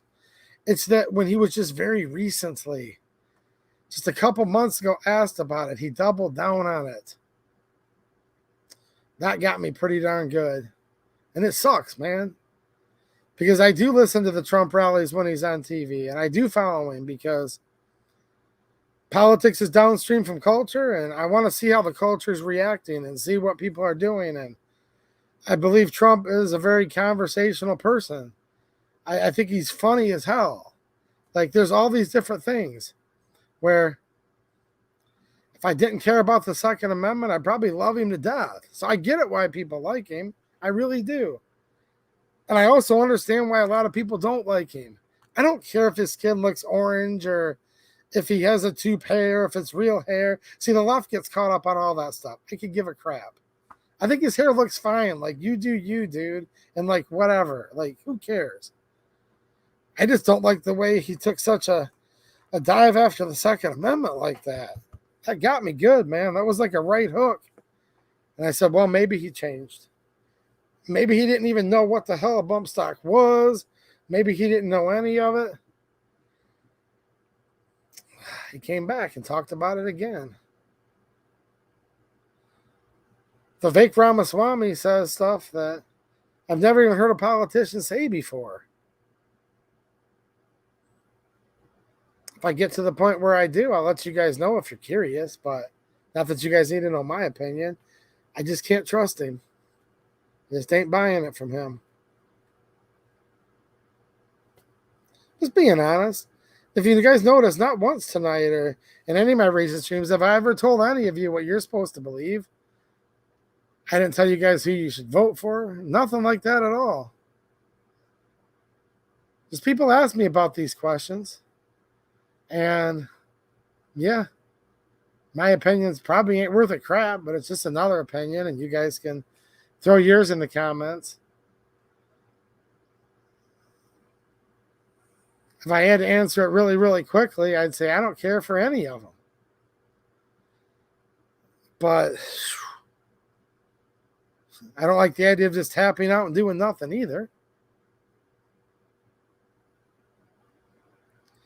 Yeah, man, in the tunnel, he won't admit he was wrong, and he doubled back down and said it was okay. He said nobody cares about bump stocks. He basically just knocked me unconscious with that. That was his haymaker for me. He knocked me out, meaning he knocked me out of contention for ever being able to support him again because I'm a single issue voter. But I care about so many things. You guys should hear me. Like, dude, I'm on the phone with, like, their office and them personally because I have an excellent, personal relationship and friendship with my state representative. I have a long-time friendship and personal contact with my senator. I know these people, like, in real life is what I'm trying to say. Sometimes I get a hold of them directly, but sometimes I like the process to play through and I get a hold of their staff and just let it trickle down. Dude, I talk to those guys about so many issues. It's just like people come here to talk about the Second Amendment and guns. I do more gun stuff on my local streams than on YouTube due to policies. But, man, I care about so many issues. I really do. And, gosh, could I talk to Trump for hours? I wish I could talk to Trump, and here's why. This is never going to happen, guys. But he's pretty quick on his feet, but so am I. I think I could actually tell him why what he did was wrong. I'm not saying I could convince him, but there might be a chance. So I really, really wish I could talk to him about what he's done against the Second Amendment and let him know why it matters and talk to him a little bit about it. I would love that opportunity, but it'll never, ever happen. But it was a good hypothetical, and I do enjoy the conversation I'm having with you guys about it right now. M. Gabriel says, I just subbed Catherine Henry tonight. Yeah, man, me and Catherine were texting back and forth, and we got like this close to meeting up in real life the other day. So she's been a good friend of mine for a long time. My consent to the government stops after the Constitution and Bill of Rights. Dude, that's all I want, man, too.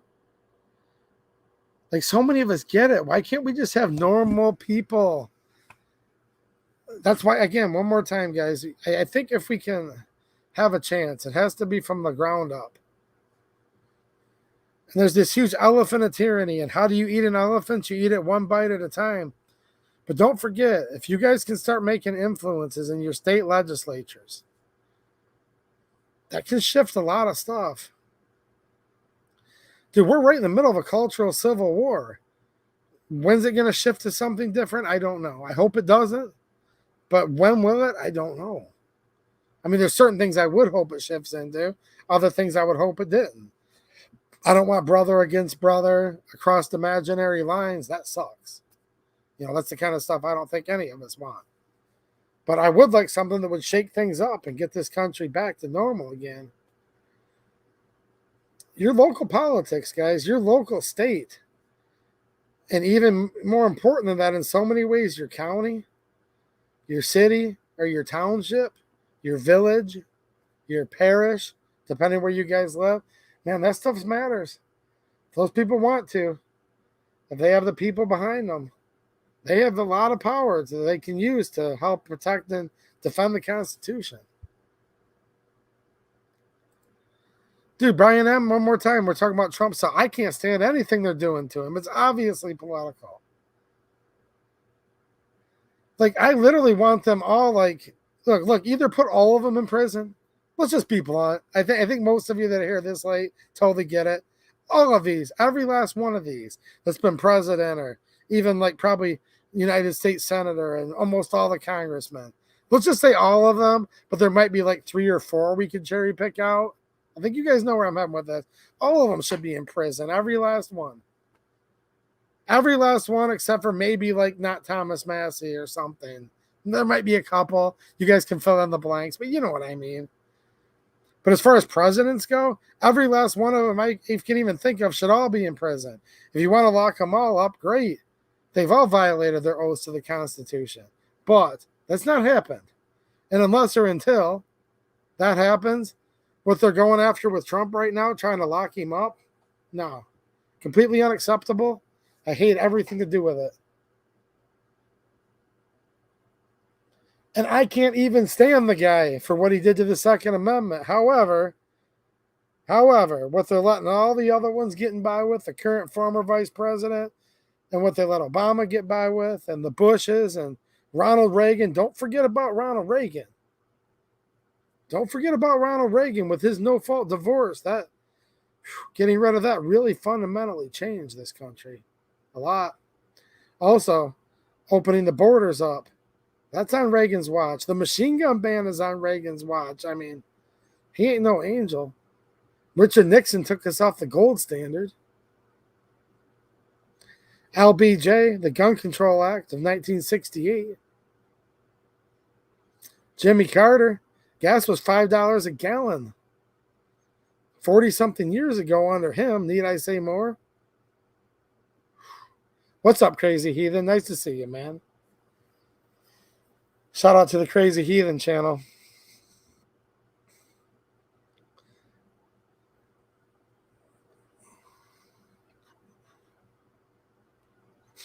Can anyone think of a good one? I mean, really? But I try to be a realist, you know? You can't just sit there and say, well, I'll just totally tap out of the system and not engage. Look, if they're cheating, but at least I'll make it harder on them. Make them have to cheat more, right?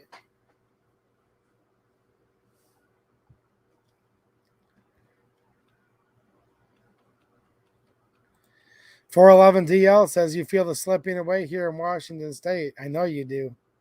Gosh, you guys have got a tough fight out there, man. Try to stay strong.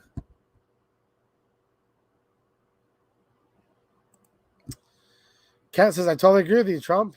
Yep, nowhere perfect. But better than Soros bought and paid for Vivek. Look, I don't know. I'm just reading what he says here. I don't know about all that, man, for sure.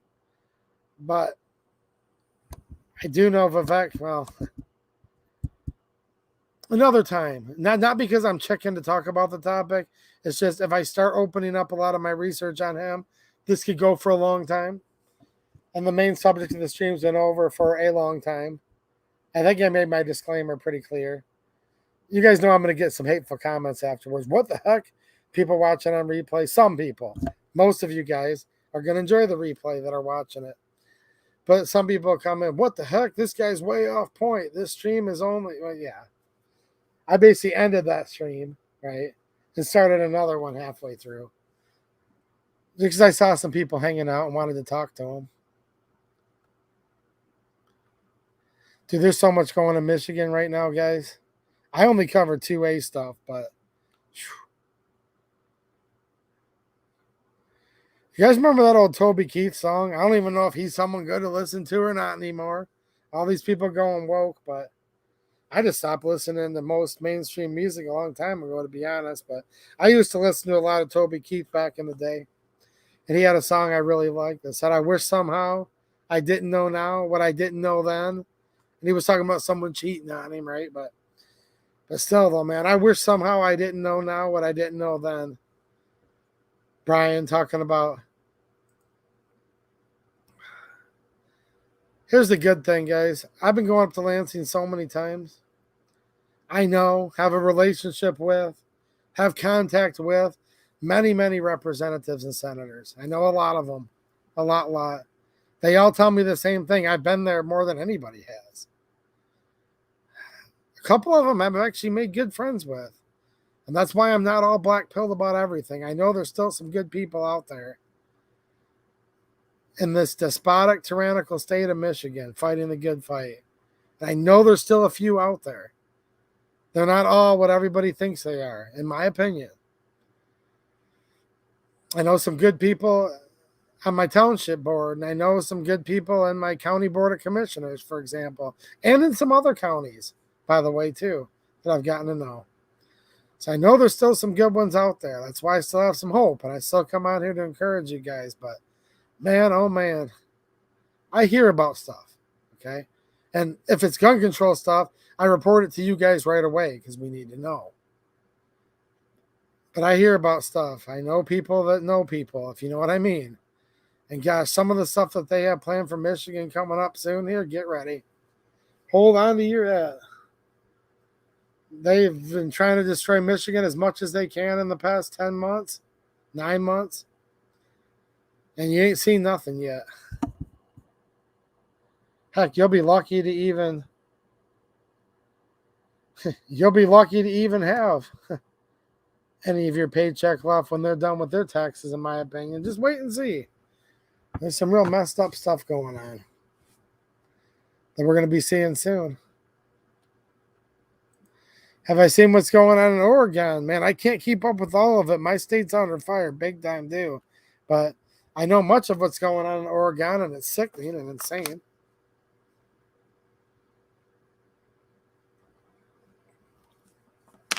You guys are having a healthy debate whether Vivek does this or that. Like I said, I don't know.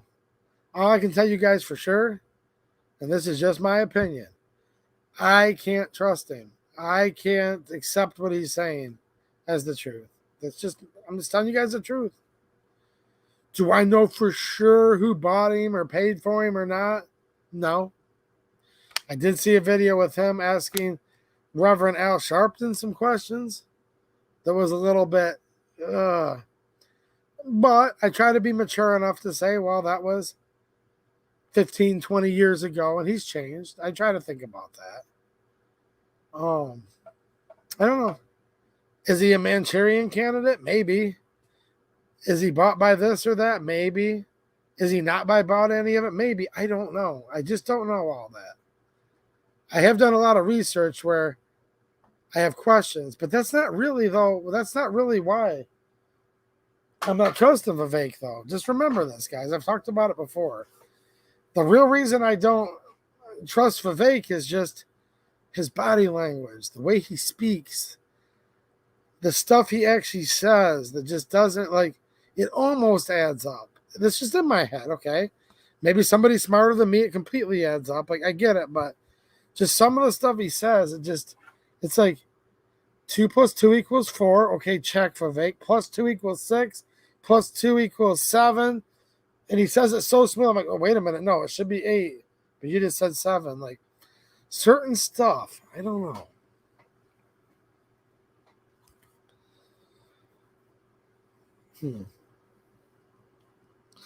Then it just kind of goes back to something I've learned my whole life. I used to think she made it up when I was a kid. I thought my mom made up the saying. I've now realized my mom didn't make up the saying, but when I was a kid, I thought she did. She's like, when something seems too good to be true, it usually is. And dude, I want something that's like really, really good. Don't get me wrong, guys. I'm not so black pilled that I won't accept like awesome as heck. But Vivek just has like that too with about 10 O's after it, too good to be true. Well, this is my opinion. I'm just not sure. I don't know. I don't know. I hope I'm wrong though. I want somebody to be good up there that I can get behind. It's just like my gut. It's stuff that I usually read people pretty well myself. Speak Life Garden Homestead saying. I usually do. I'm usually pretty good at that actually. And just my read ain't coming back quite right.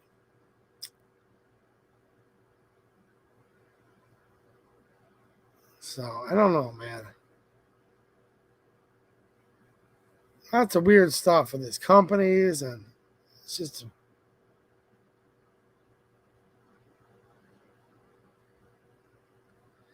But yeah, due to recommendations from you guys urging me and whatnot, I watched the Coley on the Wire interview with him, and oh, it didn't really change much. But I'm glad you guys told me to watch it. I wanted more info. I'm trying to find somebody I can have some hope in. I really do want that. I don't want it where it's just like everybody sucks. I don't want it to be that way. And I bring up these conversations because I'm reading the chat as much as I can right now in real time, and I'll go read it later. And maybe you guys will have some information I don't have, or give me something I can kind of chase down and look into. So I try to help you guys with information and stuff, and I appreciate it. You guys try to help me too. Mike McClune says, I don't know anymore. It's all BS anymore. I hear you, dude. And I've lost my optimism and losing hope. Sorry, I'm a negative Nancy. Yeah, I hear you, man. I don't want you to be that way, though. And I don't want to be that way either. But yeah, all this crap that's bothering all of you. It's bothering me, too. It's not good. Jane Locke, there she is. She said, thank you from the bottom of my heart for getting that big tree out of my backyard. We did. It's all spick and span. We were there yesterday and today.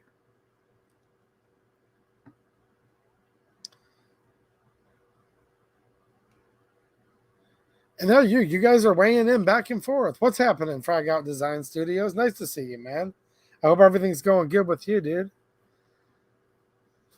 You guys are throwing some stuff out there, and that's good. This is a conversation, though. This is good stuff.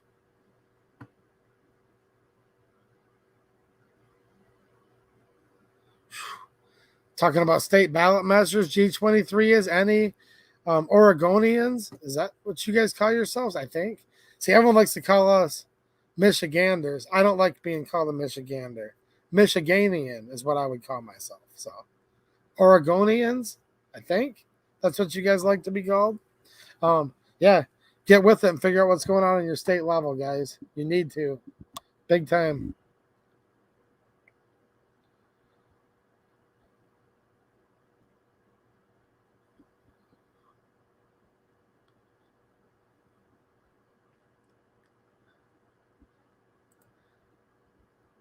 Mike Skidmore's throwing up some stuff. Nanak is a bioengineer.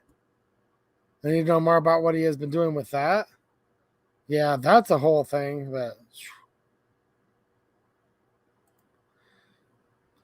Yeah, ask Joshua Smith if he'd come on my show. I'm sure he won't, but yeah, that's cool. Oregonians. Okay. Oregonians. Okay. Gotcha. I was pretty close. Meet Kevin isn't the best source, but he'd be correct, like I said, is what Fragout was saying. See, I don't even know who some of these guys are, but I do learn about it. And I don't have time to watch a lot of stuff, but I have a lot of time to listen to stuff because I cut a lot of grass and my Bluetooth earmuffs actually just went out on me today. But I'm supposed to have a new pair in by Tuesday.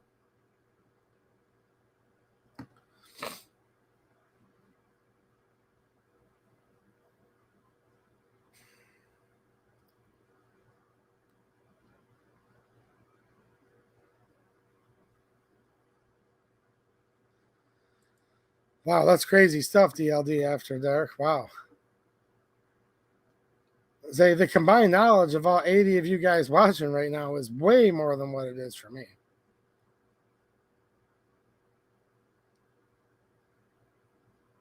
Haha, Oregonians, the new one. Much better than Oregonians. Yeah, I don't know. I wasn't trying to put people down. Fargo says, see my long comment about 5 minutes ago. Yeah, I did see that out of the corner of my eye. I did. About a pump and dump of a failed drug. Yeah.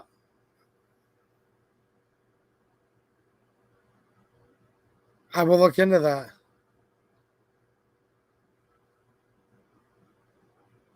Oreganders, Kurt said. Jeez, oh, Pete.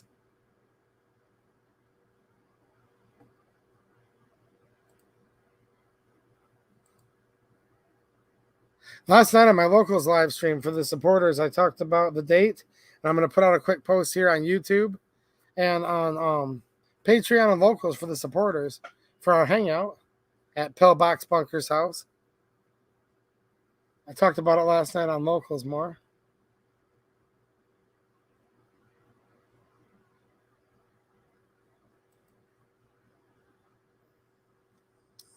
Do we need to talk about Chris Christie? Is there any Chris Christie fans in the house? Any Nikki Haley fans? What about the two governors? One was a former governor. The one governor reminded me of a super fed boy. I can't even remember their names because they don't really matter too much. I mean, they matter in certain realms, obviously, but they don't matter much as far as they have zero chance to be on the final ticket, right? That's what I meant by that. They don't matter for the presidential election. Any Chris Christie fans? Pillbox says no. What about Ron DeSantis? I heard he's doing a good job right now with a hurricane in Florida. Now, someone living in Florida is probably going to chime in and tell me he's doing a bad job, and that may be very true. You know, I don't know.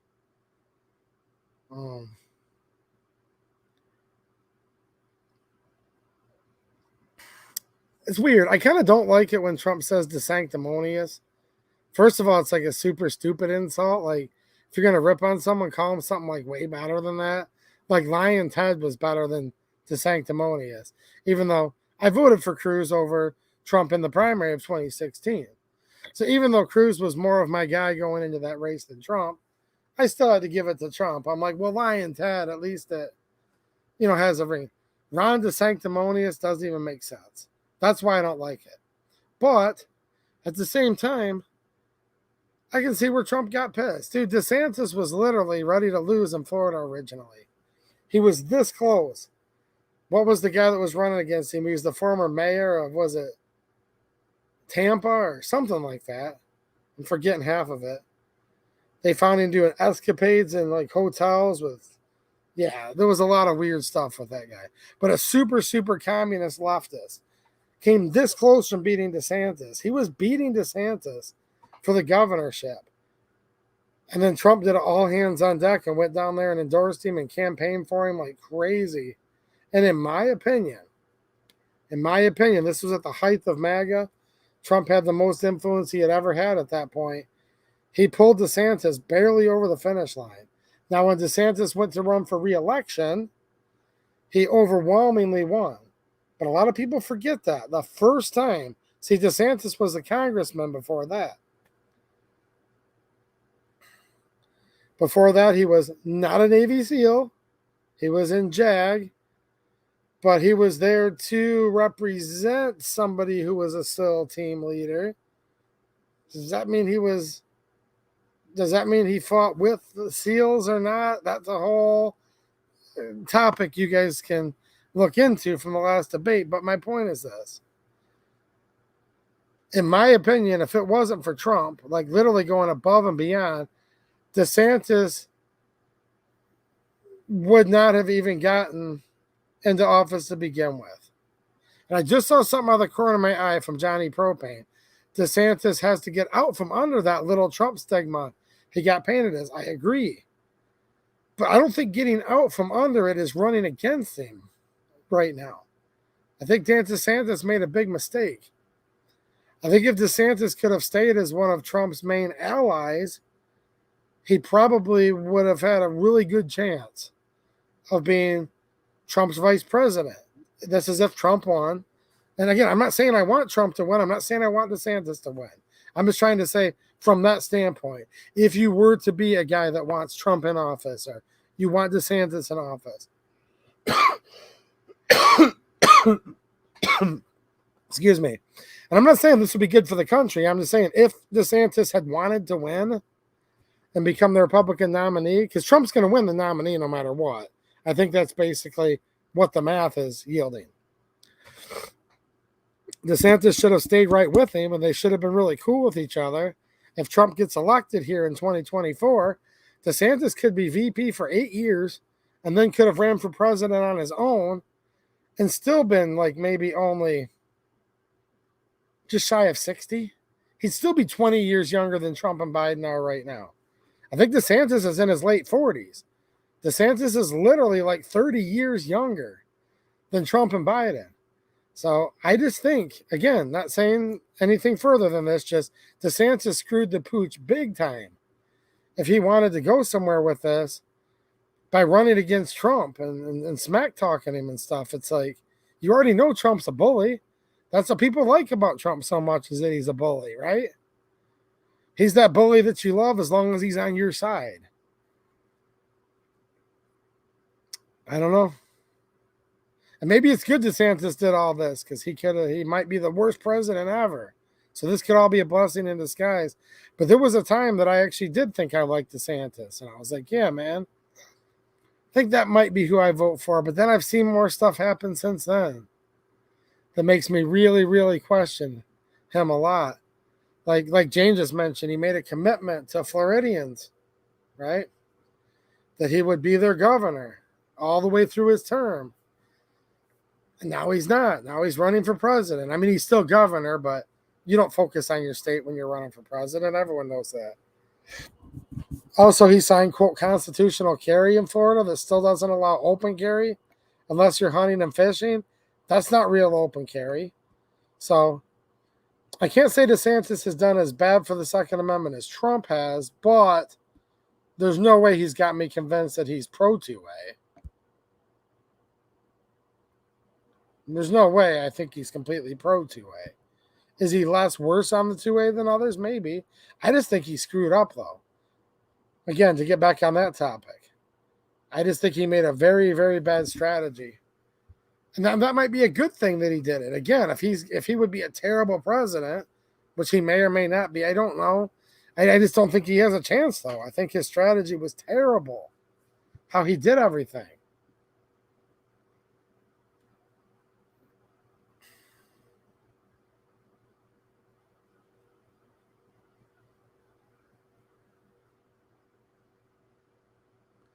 Okay, I'm taking a quick look at the chat here. Cool. Okay, so Brian was saying the same thing I was saying during that rant. You probably typed that before I said all that. Man, it did seem like DeSantis turned on him, didn't it?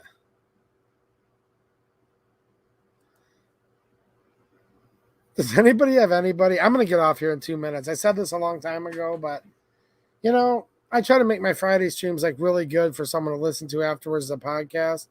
I try. I don't know if they're really good or not, but I try to. And the first hour of this stream was that way. Then I'm just like, man, I want to hang out with the guys and gals for a little bit tonight that are hanging out in here, But I do need to get off, even though I'm having a good time. Is there anybody's excited about right now? And I mean that. And you guys have had a lively debate already over whether they're good or bad, and that's awesome. I ain't trying to stir up you guys heckling each other at the last minute here. Just, is there anybody you're excited about right now? It can be on any level, too. See, Pat Coder, you're one of the ones that I kind of predicted would come in. Look, I did, you're saying get on with ATF. Or you're saying getting rid of the ATF, I agree. If you want to know about the new ATF thing, just rewind right back to the beginning. I basically did that stream for an hour. I said, all right, guys, that stream's over. I've covered that. Now I'm just going to hang out and talk to guys in the chat. So this is completely off topic from what the title says. But I did a comprehensive coverage of that at the very beginning. So anyone that's in here at the last minute, I'm just hanging out. This is like totally informal right now. Just kind of going back and forth about some of the... Yeah, does anyone have anyone they're excited about? If you do, think about it. You don't have to say right now. Maybe in next Friday's chat. And it can be on any level, too. If you're excited about somebody for state rep, state senator, township trustee, county commissioner, congressman, president. I do want you guys to think about that. Please promise me you'll at least think about it. You don't have to type it in the chat right now. You don't have to next Friday, but promise me you'll at least think about it and see if there's anybody anywhere running for anything you can get excited about, like in a good way. And try to get behind them. Try to get behind them and try to get some good energy here. Maybe there's somebody you're curious about. Go talk to them. Go talk to them and see if there's somebody you want to get behind. That's what I would like to see you guys do. Just for your own sake. Just for your own sake, if nothing else. Just so you're not super black-pilled. Don't go flushing your head down the toilet, giving yourself a swirly, anybody. Even though, yes, I just got done ripping on how much they all suck on the presidential debate stage, right?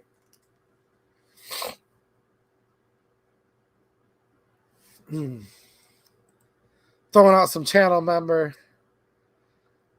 YouTube, 2A Edu Channel Member emojis. Kurt24 says, I was excited about the last Michigan governor race, so they kicked them all off the ballot. I know. I never said it's easy, dude. It sucks. It's really tough. I did have a one-on-one conversation with Tudor Dixon, and I'm sure she wasn't the one you wanted nominated. And I totally get all of that. But I did talk to her about the Second Amendment from my standpoint. So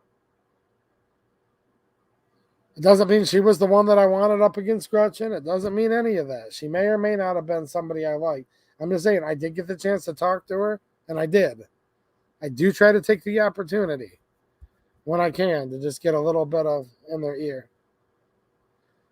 All right, for those of you just joining me, go back to the very beginning. That's where I talked about the whole ATF thing for about 1 hour.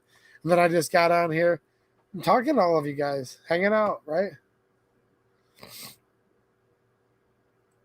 Yes, exactly, DLD. No toaster baths over presidential candidates. This is where it's such a fine line, but I think we do a good job of it over here. We have to call out the BS. We have to. We can't just put our head in the sand and say everything's okay. But we have to call them out so we know what the problem is, but then we still have to try to chew gum and walk at the same time and still have purpose to try to affect things that we can.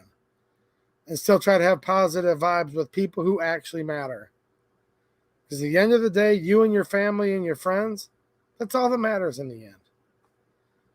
Anybody you can call a friend, anybody that's family that hasn't completely screwed you over, that's all you've got. But that's awesome. That's like really all you need. And this is something else I've learned the older I get. And my dad told me this as a kid, and I don't think he made up this saying either, but he's the person that told me this, and I was like, oh, you're wrong, because he probably told me this when I was like a teenager. But gosh, how right he is now that I get older. He says, if you could have this many true friends in your life, if you could get your hand, like, it doesn't even need to be all 5, but if you could just fill your hand up with people that are truly, truly your friends, no matter what, you're like a super, super, super lucky person.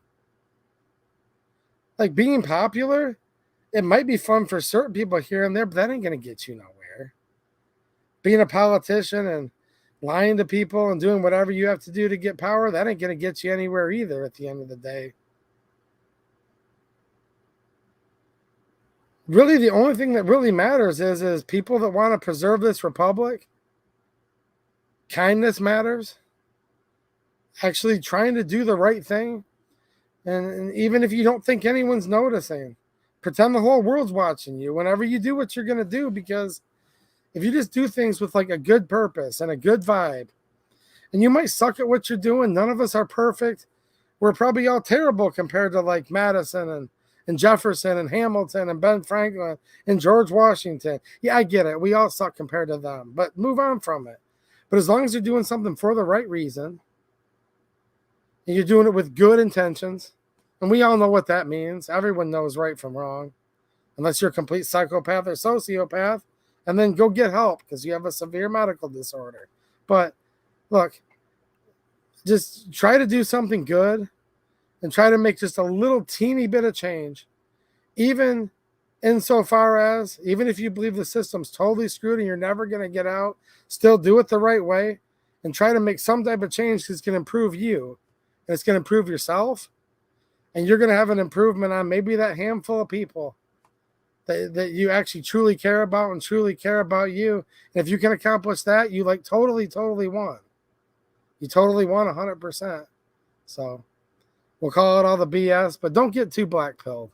Let's call it out and then just try to do some stuff with purpose, with good intentions and kindness, and just you do you and just try to do a good job at it, right? All right, guys, I'm going to read the chat afterwards. I'm out of here. Thanks for watching and have a good one.